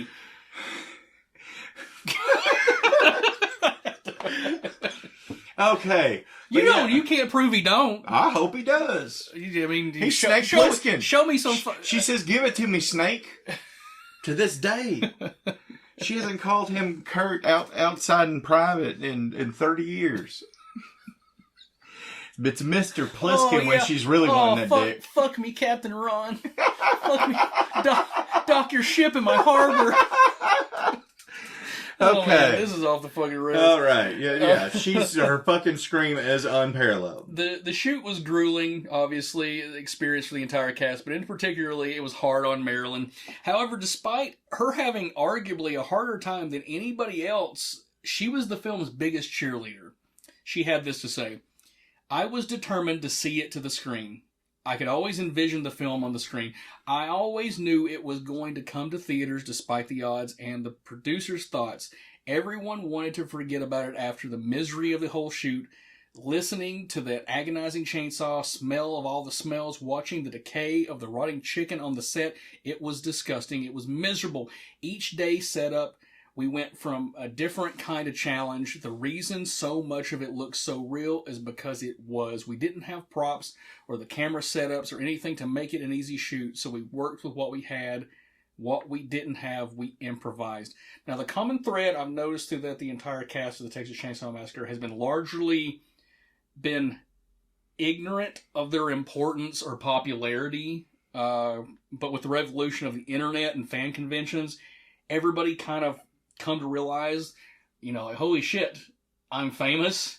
Maybe in a micro sort of way, not like Brad Pitt famous, but famous to a cult famous, I guess. Yeah. And she passed away in 2014 on basically the anniversary of the movie. They've been 40-year anniversary. Leatherface came for her finally out of the woods. But thankfully, she finally got the recognition she deserved, and she did conventions the last few years of her life, and that has to be satisfying for just to be so loved by so many people. And when you do conventions, you can tell who enjoys to be there and who doesn't want to be there. Yeah. And by all accounts, she was a person that she was so gracious with people and just not understanding why they loved her so much. She would pick one young man at every show and give them a night of earthly pleasures beyond which they had no comprehension. Well, free love. Free love. She still got that happy spirit. They took her to take them into Ted Nicolau's van, and if it's a rockin', don't come a knockin'. She take her teeth out and gum that bitch. Sammy gummies, baby. She had this to say about realizing that she was a part of the film lexicon. "A couple of years ago, I'm watching the Academy Awards, and I couldn't believe it. My character, Sally, is running in one of those montages. I know AFI always recognized us, and we were featured in MoMA in New York, but for a long time, Hollywood wasn't going to acknowledge that independent trash. Now they've put it on the Academy Awards. There's me running from Leatherface." Wow. I mean, that's. I couldn't imagine that kind of feeling. That's great. Rest in peace, Marilyn. We greatly missed. Now, Sally and Franklin are joined by a likable cast of characters who are ill-fated to meet their doom at the hands of the murderous Texas clan. But before we get to our blood and guts, let's quickly break down our additional cast. First up, we have William Vale as Kirk. He has a small role in Poltergeist. Connections from Tobe Hooper. He's also in a film called Mausoleum. Mausoleum came out in 1982. Oh. And I get Mausoleum and Mortuary mixed up because they both came out the same year, and they're basically the exact same movie. Yeah, we were talking about this when they both came on Shudder. Yeah, I always get them mixed up, and I literally could not tell you which one is which. No. But pretty cool. He has his resume short, but I mean, all films that horror fans are pretty keen on. But his greatest success came as a set decorator for such series as Gilmore Girls, Entourage, and he was nominated for a Primetime Emmy in 1998 for the category of Outstanding Art Direction for a miniseries or movie for 1997's Buffalo Soldiers. Nominated for another Primetime Emmy in 1998 for the category of Outstanding Art Direction for a series for the episode Hodie Christus Natus Est for the series Nothing Scared. I have no idea what that means, and I'm not going to look you it mean up. Nothing Sacred? Was it Nothing Sacred or Nothing Scared? No, you're right. It is Nothing Sacred. Okay, I kind of had heard of that. It just, I don't know. I just know that something called that existed in the 90s. I didn't see it.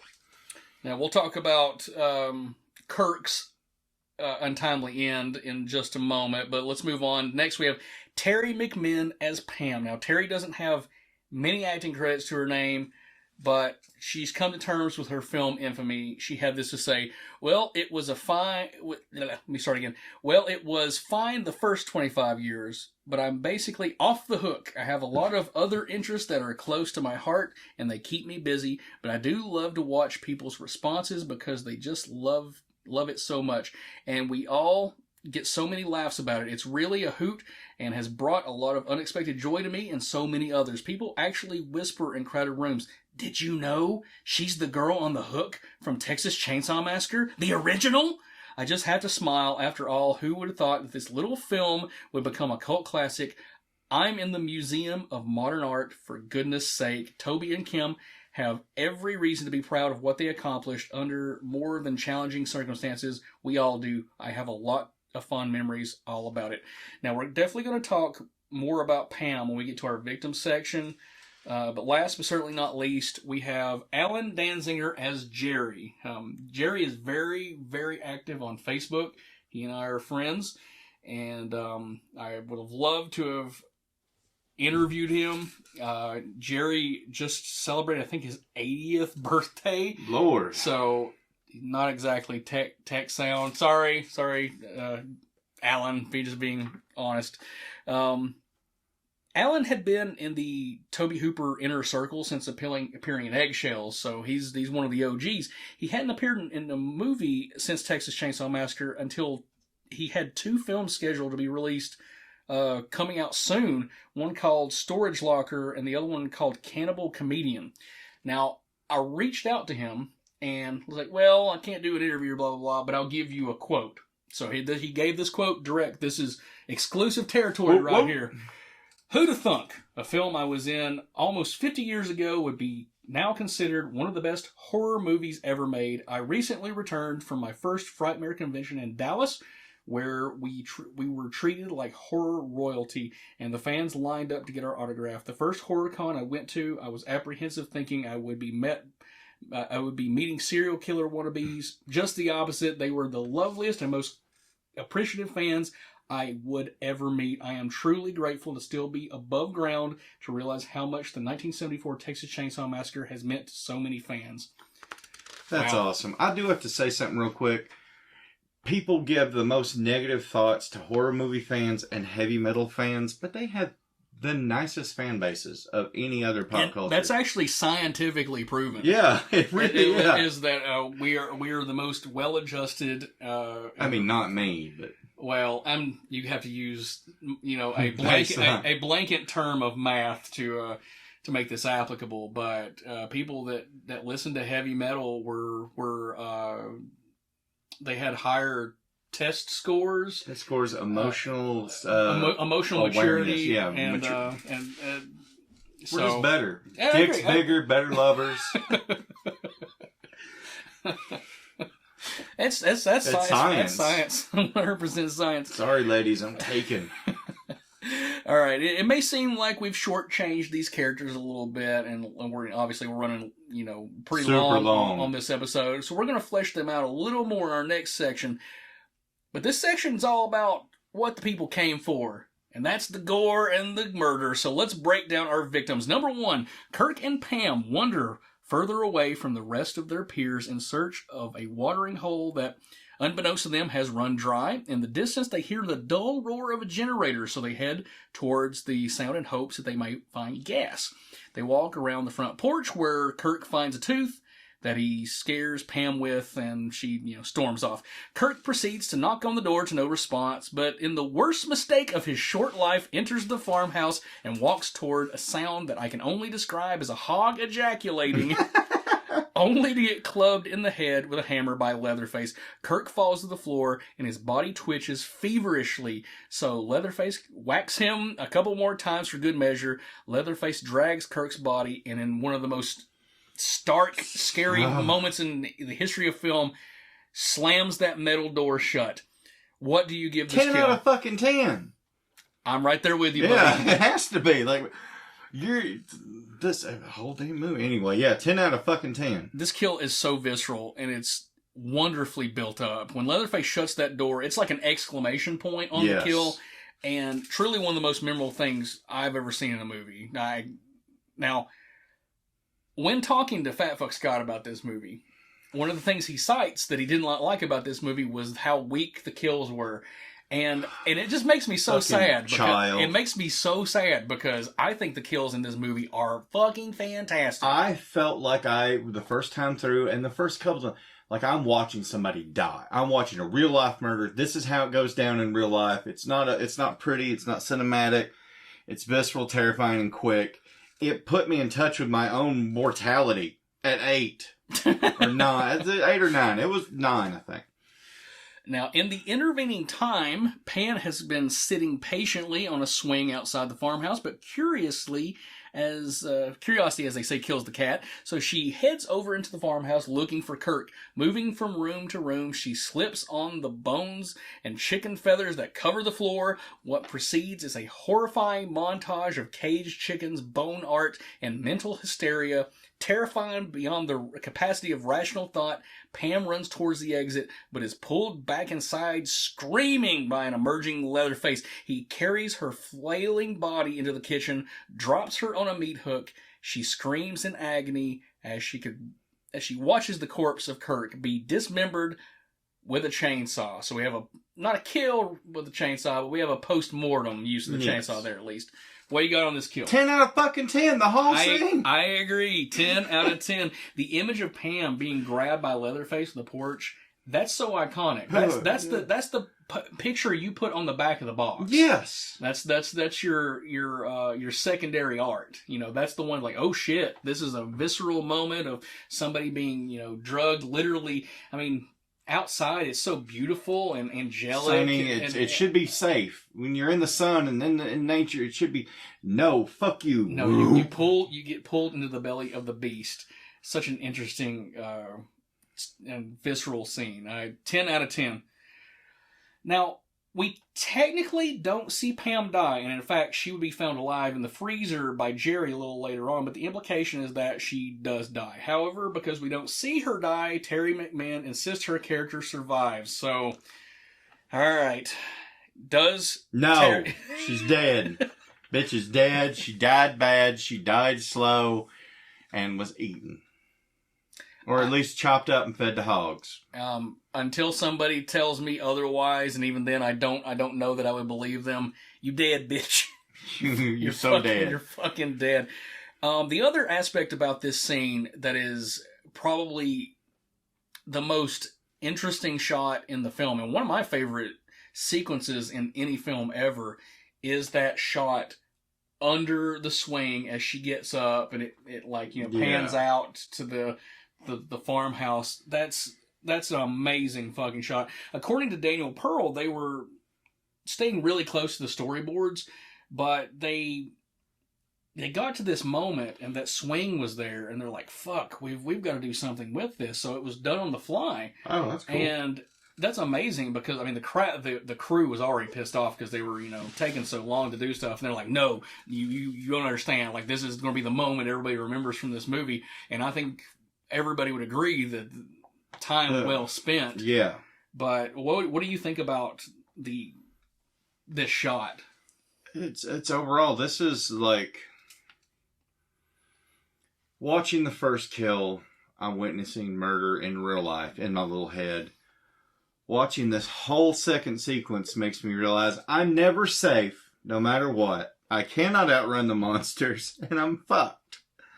No matter how beautiful or nice anything is, we're all doomed to meet Leatherface in the end. Now, the shot in particularly stands out, but it also highlights another aspect of the film that we haven't touched, and that's probably, if I had to guess, is for budgetary reasons. But it is very different than 90% of slasher films that would follow. And it's like most of this movie takes place during the day. Yeah. Does that make it scarier? Yes, because bad stuff's supposed to happen in the night, in the dark. In the day, it's supposed to be safe. That's like an animal brain human thing. That's why we're not nocturnal creatures naturally. Speak for yourself. I know you. I'll get up at like 3 o'clock in the morning, get ready for work. Why is Brandon still online? But no, like it does make it more effective. Like Ari Aster's pretentious ass tried to do it with Midsummer, but there were effective. The cliff diving scene, beautifully shot. Beautifully shot, the daytime, and horrific. But I mean, it's very effective. I think it's just the juxtaposition. It's like you're saying. You feel light is there, so you're safe. I have one more thing, and also it works to crank up the third act that is at night. True. So much more because all this horrific shit has already happened, and now it's night, and he's in the woods, and you hear the fucking chainsaw. Woo! My heart rate's going up just thinking about it. All right, number 3. When Pam and Kirk don't return to the van, Jerry decides to go look for them and makes the ill-advised decision. So he enters the farmhouse. So we're 3 for 3 on stupid decisions. But Texas is a stand your ground state, and they're home invasion. So that's three justifiable homicides so far. He makes his way to the kitchen where he hears a rumbling in the freezer, only to discover that it's the near dead body of Pam. When she pops out, this is really the only jump scare. No, you're missing a big one. We'll get to it. Okay, you're right. But yeah. That's directly tied into an actual kill. Yeah, it's a fake jump. Not a fake jump scare, but not a terminal jump scare, I guess. This is a misdirect. Yes. But it's hammer time, and he gets taken out with bluntly by Leatherface. What do you give this kill? Still 10 out of 10 because, again, the great jump scare. I know you're probably going to knock it less, but it is. He's right. I know Brandon. Every kill in this but one is a 10 out of 10.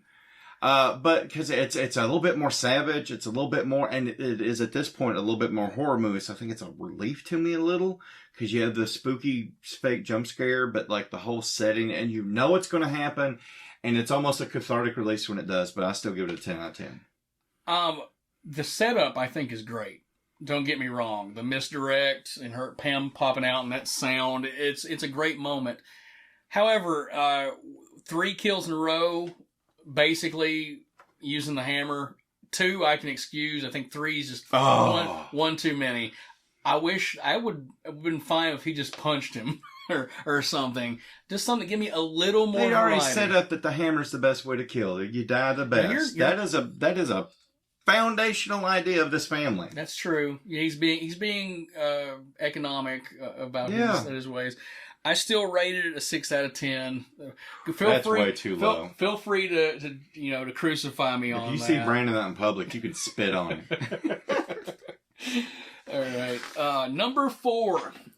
Hours have passed and the wheelchair-bound Franklin and his sister Sally follow in the ill-fated footsteps of their friends to go searching. Armed with only a flashlight, Sally pushes Franklin deep into the woods. Franklin pans the flashlight across the darkened frame only to illuminate a face covered in leather.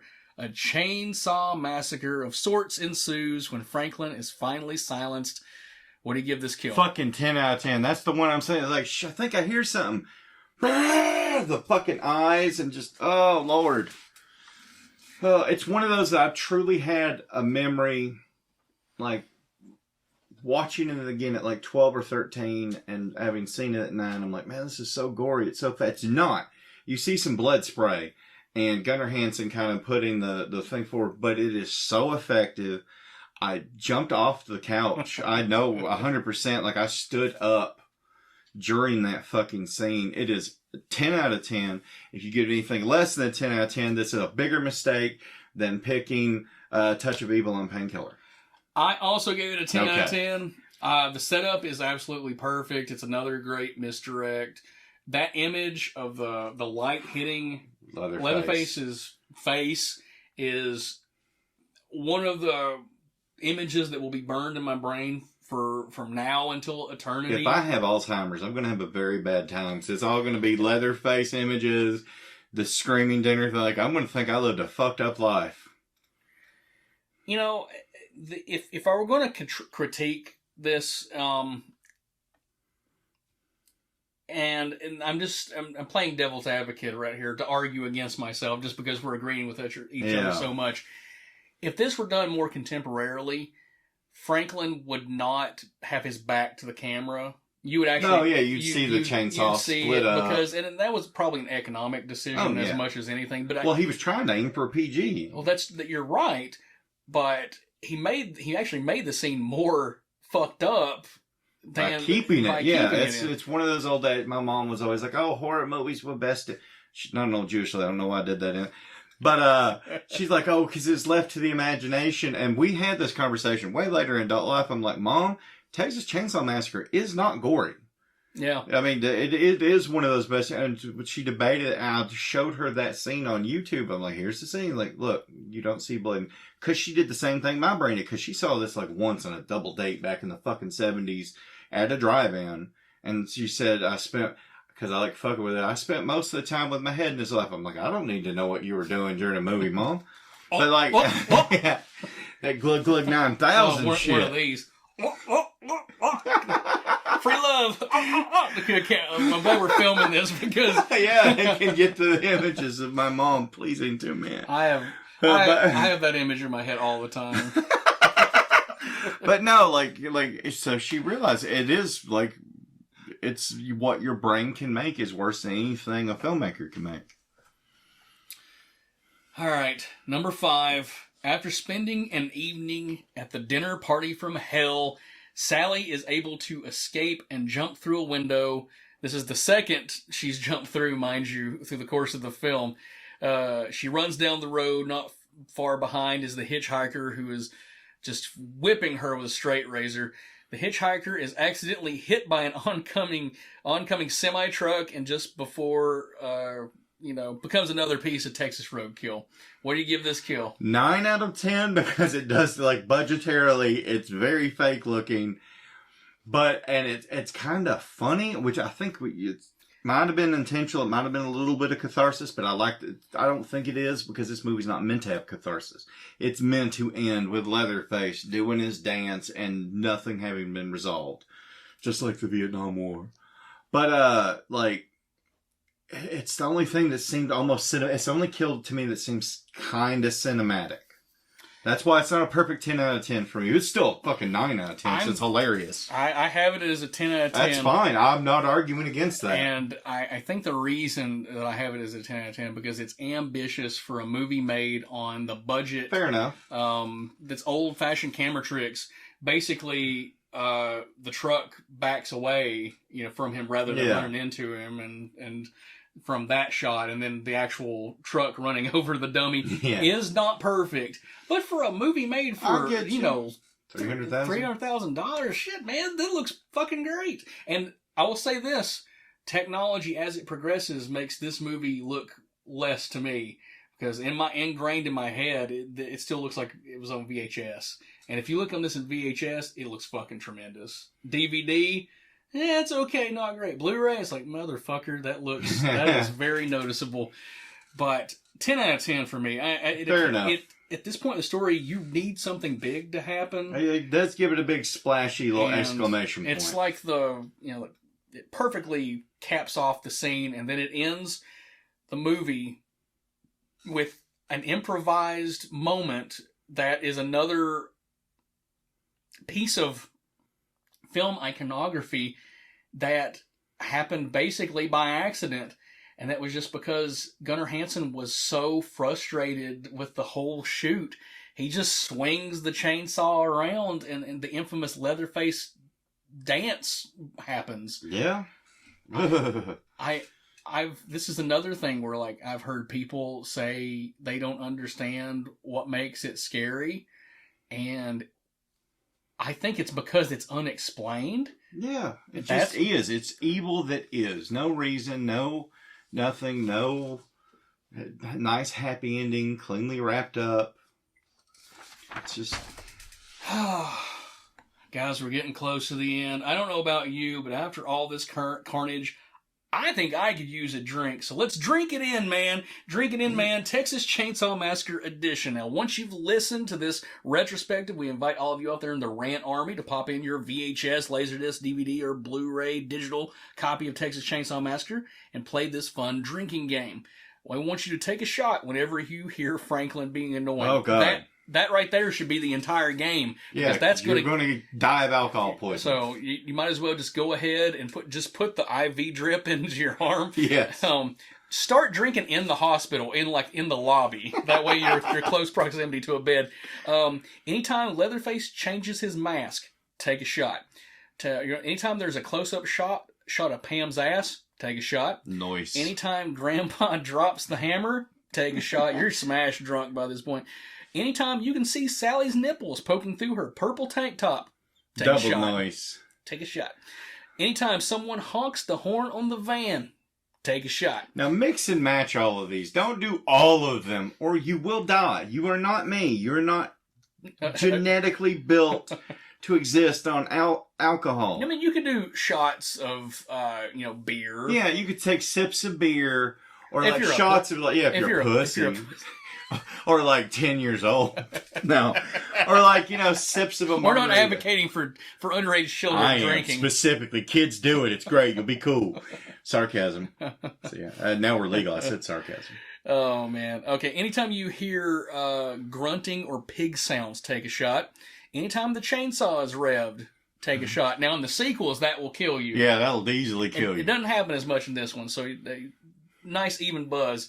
Anytime someone mentions gasoline, take a shot. Finally, take a double shot whenever Grandpa sucks Sally's finger just because it's sexy. So sexy. And, that's... we don't have the bottle. Where's that bottle of Taka? Oh, damn. Oh, it's fine. I was gonna hold it up like I was gonna do an impromptu Taka commercial. Damn it, Taka, the drink of champions.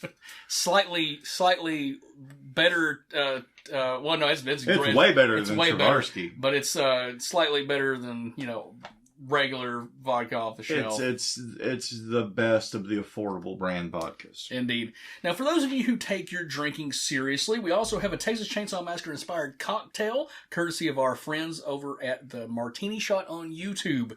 So you're going to write this down. These are your ingredients. 2 ounces of rye whiskey, 1 ounce of sweet vermouth, 1 ounce of chili syrup, splash of water, 2 dashes of orange bitters, 2 dashes of, I'm going to mispronounce this, Angostura. Angostura bitters? I have no fucking clue either. And you're going to need an orange peel.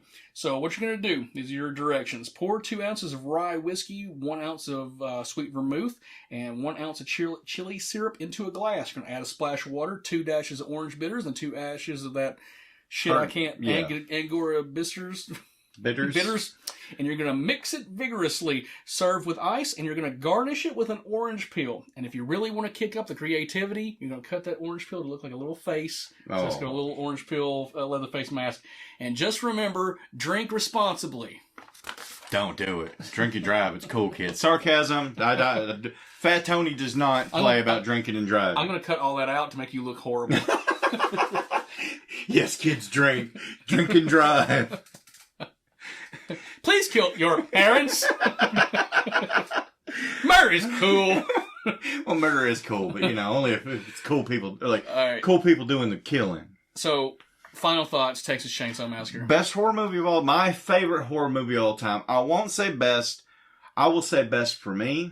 No, fuck it. I'm saying best. If Joe Bob says it's his favorite, it's the fucking best. Scientifically proven. Suck a dick. I think it's all the way you look at it. To me, The Exorcist is the best movie that is horror, but Texas Chainsaw Massacre is the best horror movie. Yes. Okay. All right. Before we close out this episode, we got to take a minute or two to talk about our 5 years. 5 fucking years. On the air. What is your favorite episode? Of this year or all time?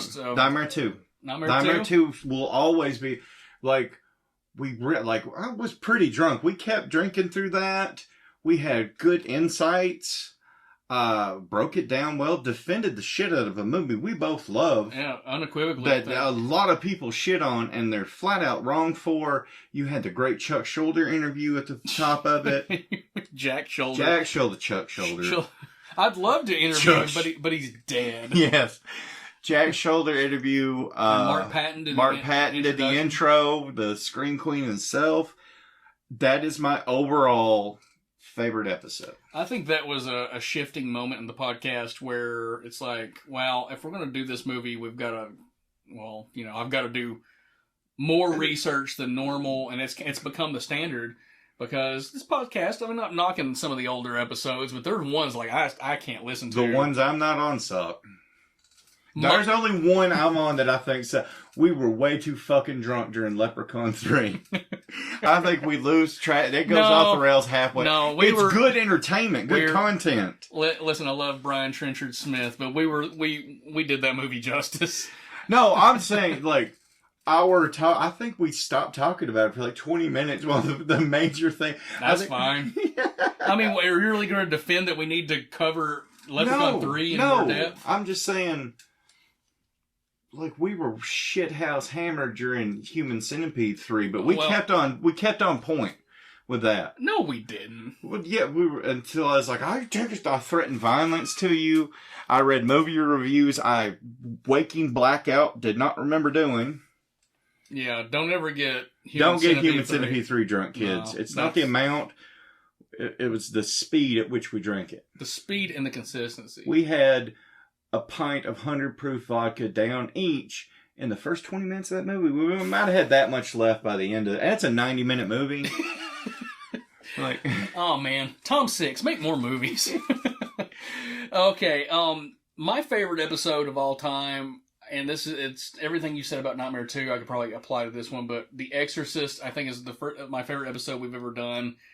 You want to tell real quick the most hilarious, unintentional, fucked up thing I've ever done in my life? It's the darkest shit ever. My mom died like 2 or 3 days before we recorded, but Brandon's like, we can blow. I'm like, no, I really need this. It will distract.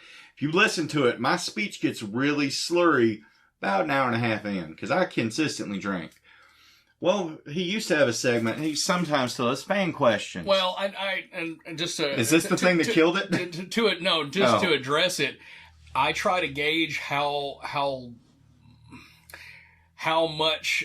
I don't want these episodes to be like 5 hours long, and sometimes it feels like it's best to leave them out. And yes, people, when you send me questions, it pains me not to include them. Don't stop sending them, because sometimes we're going to have room for them, and sometimes we won't. Yes, but one of the fan questions from one of your buddies always gives the joke ones. No, I think that was that an actual? I think it was from Michael Williams, is his name. Oh, well, it was. Does your mother suck cocks in hell? It's like he could not stop. It's like, does your mother suck cocks in hell?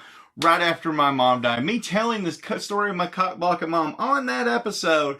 The horror in Brandon's eyes was one of the funniest things I've ever... There was no point in that. I knew that question would come up. I was like, oh, I hope it will. It'd be funny. I doubt Brandon will read it. And then he just goes on to... Because Brandon is a creature of habit. If it's on the script, he's Ron Burgundy. If it's on the page, he's going to read it. That's right. But I'd also had my notes done prior to your mom passing. Yeah, this wasn't done like intention. Brandon gets his shit done well in advance. And my mom died just before this. And the look of horror, like he's going to see me, and I'm just dying laughing. I wish that we had been filming. That would have been great. That would have been viral video so quick. Me, my red eyes, drunk, having cried a lot, but having a good time on that. We talk a lot of good. That's a very good episode. I get a little slurry toward the end, but the look of Brandon reading that question, unable to stop himself, knowing full well. I was like almost 4/4 into 3/4 of it. You know what I mean? Like, oh fuck! It dawned on me, and it was like a bomb went off in my heart. Yeah, I guess he was genuinely upset, and that just made it funnier for me. Like, that's it. There was no. That was the first real ray of light I had. After that honestly helped my morning process. I'm really glad that you have a fucked up sense of humor. Because if I didn't and got offended, I'd have just gone berserk. That actually may have made the episode better. It's just 20 minutes of you beating my body senseless. Okay, a favorite moment from this past year? Doesn't have to be that episode necessarily. Favorite moment? Oh, fucking FrankenCon, dude. I agree. But the fucking Brian Brimmer thing, man. Getting the crowd to scream the living legend and just, that was so much fucking fun. Yeah, and he was so fucking nice. He was incredibly nice. He donated an autograph to our McFarland Pumpkinhead figure. We auctioned it off, and we raised money for the Ronnie James Dio Stand Up Show Cancer Fund. It was just an amazing moment. But I have to tell you, the night before that, I got to induct Mick into our Pointless Hall of Fame during the number 4 showing at Central Cinema. And not to take away from anything else we've done, but number 1 for me this year, not an episode, but seeing the lovely and incredibly talented Darcy the Mail Girl wearing our fucking shirt. Oh, fuck yeah, on Twitter. That was unexpected. That was non-prompted. I mean, I gave her the shirt, but I never thought she would, ever wear it. It's the hope, but I mean, time. Doing her makeup, chilling out in the Rants from the Black Lodge tank top. I woke up Sadie, Darcy's wearing the tank. And luckily she had slept. It was like 2 PM. This is pre-breakup. Fuck you, Trevor. But even she knew what a big deal that was. That was a cool moment. Yeah. Joe Bob and I haven't corresponded directly with Joe Bob, but I talked to Darcy semi-regularly, and they're going to be coming through my work eventually. They're going to come shortly after FrankenCon, but she actually got food poisoning, and they had to kind of set back their schedule, so they weren't able to make it up to my neck of the woods. But Joe Bob and Darcy, they're going to be coming to my, my humble abode, and I'm going to show them some behind-the-scenes scary stuff, so that's going to be a cool moment. Not so much for the podcast, but just a personal moment for myself. But before we close out, I feel like now we have to give thanks to the people surrounding the podcast that have really helped us out. You got any people you want to thank? I want to give a shout out to a young kid who's recently become a super fan, Mason Cox. Thank you, Mason. Listened to every fucking episode multiple times, having great ideas, loving the show. I need to give a shout out also to my lovely wife, just because it's our anniversary, and she makes it possible by allowing me to come up. I'd hit her if she said no. And she'd laugh at me and kick me in the balls. But no, just everybody anybody who's listened, anybody, every single person who donated money at FrankenCon. Yeah, thank you. I mean, you have no idea that means a lot. All the preparation we did for FrankenCon, and it's in the back of my head, I know we're low men on the totem pole of we may get a couple people to donate, but we had an overwhelming amount of people throwing money into our bucket, and it's a nice feeling that maybe all isn't lost for humanity. I also need to take a moment to also give a shout out to Brandon Lane, busting his ass for FrankenCon with the most. We had Hypnosil, Nancy Thompson's. It's literally back here. Oh yeah, Hypnosil, drug things, the Leprechaun Gold, the badass. You don't have one handy. I don't have VHS one goodie bag. God, motherfucker! Look how much cool shit is in here. Brandon ordered. Brandon is the mastermind of this. Brandon put his heart and fucking soul and money where his mouth was. I'm going to be buying a table for an upcoming event. He's like, are you sure? I'm like, dude, after all the fucking money. By the time this episode's out, that event will have already happened. But yeah, it's appreciated. You're going to be helping out. Finally. Good for something besides sex appeal. But yeah, I'm Brandon. You have busted your ass. Well, the number one person on my list to thank is you, and that's because you've been a cheerleader ever since jumping on board. And the looming question, and I don't think I've ever even discussed this with you, is when I started this podcast. Not to get too deep into it, but I was dealing with some mental issues. I fell down some stairs, and this was a means of overcoming some aspects of that. But when I started about maybe the third episode in, and I'm going to actually try and take this seriously rather than just something fun to do.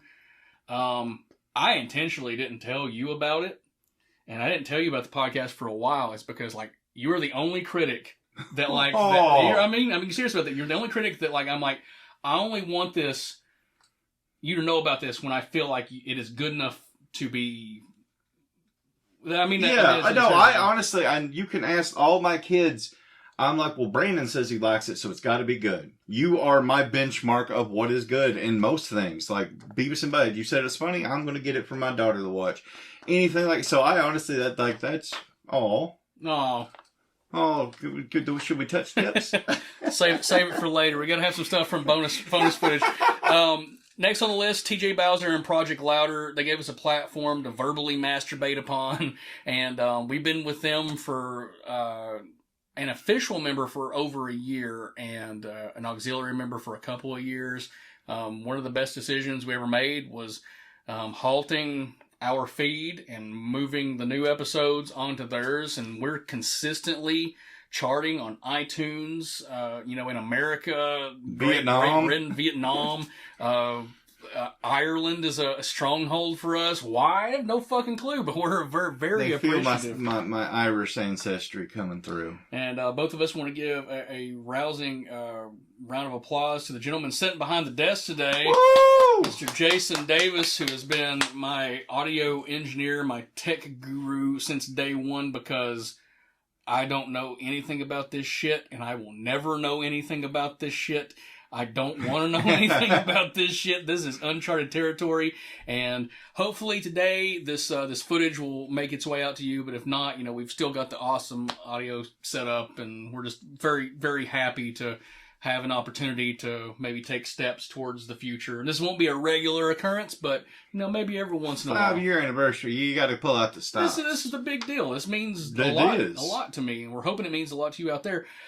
Even though he hates Texas Chainsaw Massacre and other great horror films, Fat Fuck Scott, Still love you. He's been a huge cheerleader for the podcast, and I remember the point where I knew that like I might actually have something is the moment that Scott actually listened to an episode where enough people had said like, oh man, that episode was great. And he was like, oh, well maybe I should actually listen to it. It's like, motherfucker, like how many times you got to be on this podcast before you actually listen to it?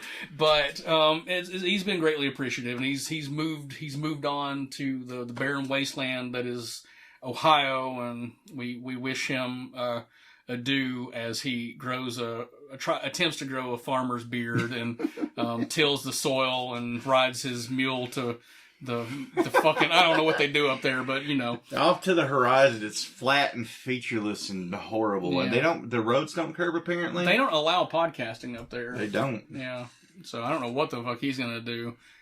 Sorry. Ohio sucks. Barn dances. Barn dance. There you go. Shake what mama gave you, you fat fuck. Stank Dick Eddie and Titty Flip and Travis, they're my cohorts on Wrestling Ruin, the other podcast I never mentioned on here. I've been trying to get a commercial for Wrestling Ruin. Hopefully it'll be on this episode. But both of those guys, good friends, and Eddie is my October guy. We talk Halloween, and Titty Flip and Travis, if we ever do another wrestling related movie, which our subscriber count always goes down when we do it, so that's why we have a wrestling podcast. But both good guys. Travis, at the time this episode comes out, he will have literally had gotten married the day before this, I believe, or 2 days before this. So congratulations from the future to the past. Congratulations on throwing your life away. Just kidding, Lindsay. Oh no, I'll just behave. Richard, Matt, and Corey from FrankenCon. Those guys. They ran a tight ship too. That is the best one-day con, first-time con I've ever been to, and I'm not saying that because I'm friends with the guys. I legitimately mean that. I've been to conventions that have ran for years that were not ran that well, and maybe it was luck, but a lot of it just goes down to hard work and determination. I tip my cap to you guys, and they, I guess, now be the perfect time to announce it. We have been, what's the word I'm looking for? We have been invited back to next year's Bride of FrankenCon, same location, going from a one-day con to a 2-day con. Fuck yes. And, our booth is comped. We're going to be doing some kind of, Horror-related thing, probably for some charities. Well, that, and we're going to be doing some panels. We don't know who they're going to be booking, but we're going to be doing more live retrospective panels. I'd like to joke that I'm egotistical, but even humbly, that our panel killed. Like, the crowd was involved. The man, Brian Brimmer, stopped me on the way to the parking lot to thank, and like, was, oh my God, it was so much fun. Yeah, he was so one of the best storytellers ever. I'm a super awkward human being. I am not a social person generally, but there is something about when you put a microphone in my hand that allows me to cast outside of my normal boundaries. It's because it's like a dick. You cracked the fucking code, man. No. It's just, it's so reminiscent of, well, it's kind of small. This is too small for my head is like, it's enormous. It's like, I'm just... It exists in 5 dimensions. Yeah, I wish that were true. Now, whether or not he wants to be thanked, Mick Strawn, for not only for being a friend, but like, I feel like... Thank you for being a friend. Thank you for being a friend, because you're old. I've been joking with him that he needs to start a show called Golden Dudes. And it's him and John Dugan just ranting, like yelling at clouds and stuff because they're old fucks. But in all sincerity, the moment that Mick granted us an interview, which I told this story when we were at Central Cinema, I didn't ask for an interview. I wanted to do an introduction because I didn't have a fucking clue how to do an interview. And people... He popped your cherry on He that. definitely popped my cherry. And people will message me sometimes. It's like, hey, why don't you do more interviews? It's like, dude, I don't know how to do interviews. I'm so socially awkward. And with Mick, like, I don't have that reservation with him at all because we've legitimately become friends. So I have a rapport with him, and it was instant. Like, he doesn't give you a chance to feel, standoffish with him because that motherfucker's going to be in your bubble. And now he is the herpy upon my podcasting pain. And I hope that I've reciprocated. I just hope we're just trading, podcasting SEDs back and forth. Oh my God. Every single person who has ever downloaded this podcast, listened to it, shared post, the RANT Army, you're the most important component of all this. So we tip our caps to you because your positive reinforcement, it gives us reason to continue doing this. Because as much as I love doing it just for the sake of it, you have no idea how much work this can be sometimes. And not for me though. I just have to come, look good, and make witty rapport. Well, even I'm ready to put in work for the FrankenCon though. Yeah, we got a tight ship, and we're looking forward to setting sail into the future. Shoo, guys, I think that's going to wrap us up for this episode. We'll be back later this month for a commentary, and this one has been on the list since day one. Stephen King, George Romero classic, Creep Show. So excited to be breaking that down on Rants After Dark. Till then, the Rants from the Black Lodge I can't even talk. Till then, the Rants from the Black Lodge Motherfucker, you know what we ain't done? Motherfucker, we haven't drank our celebratory We haven't. shot. I was waiting on that. I'm like, when the fuck is it happening? I can't believe I'm getting off topic. To 5 years. To 5 years. That's why you couldn't close it. That's right. Breaking tradition there. The Rants in the Black Lodge podcast can be found on a multitude of platforms, including Apple Podcasts, Spotify, so please go give us a sub. You can find us on social media at Rants Black Lodge. We're getting close to 4,000 followers on Twitter, and that doesn't ultimately matter, but it's a nice feeling when you see one day where it's like 99 people have followed you. I'm like, fuck, why? Awesome. Please continue that. Absolutely. Check us out on our homepage at juicykrieger.com. And for the love of Cthulhu, go buy a t-shirt, a mug, or a sticker from our web store at rantarmy.com. For Fat Tony, I'm Brandon A. Lane, signing off till next month, Rant Army. Keep marching.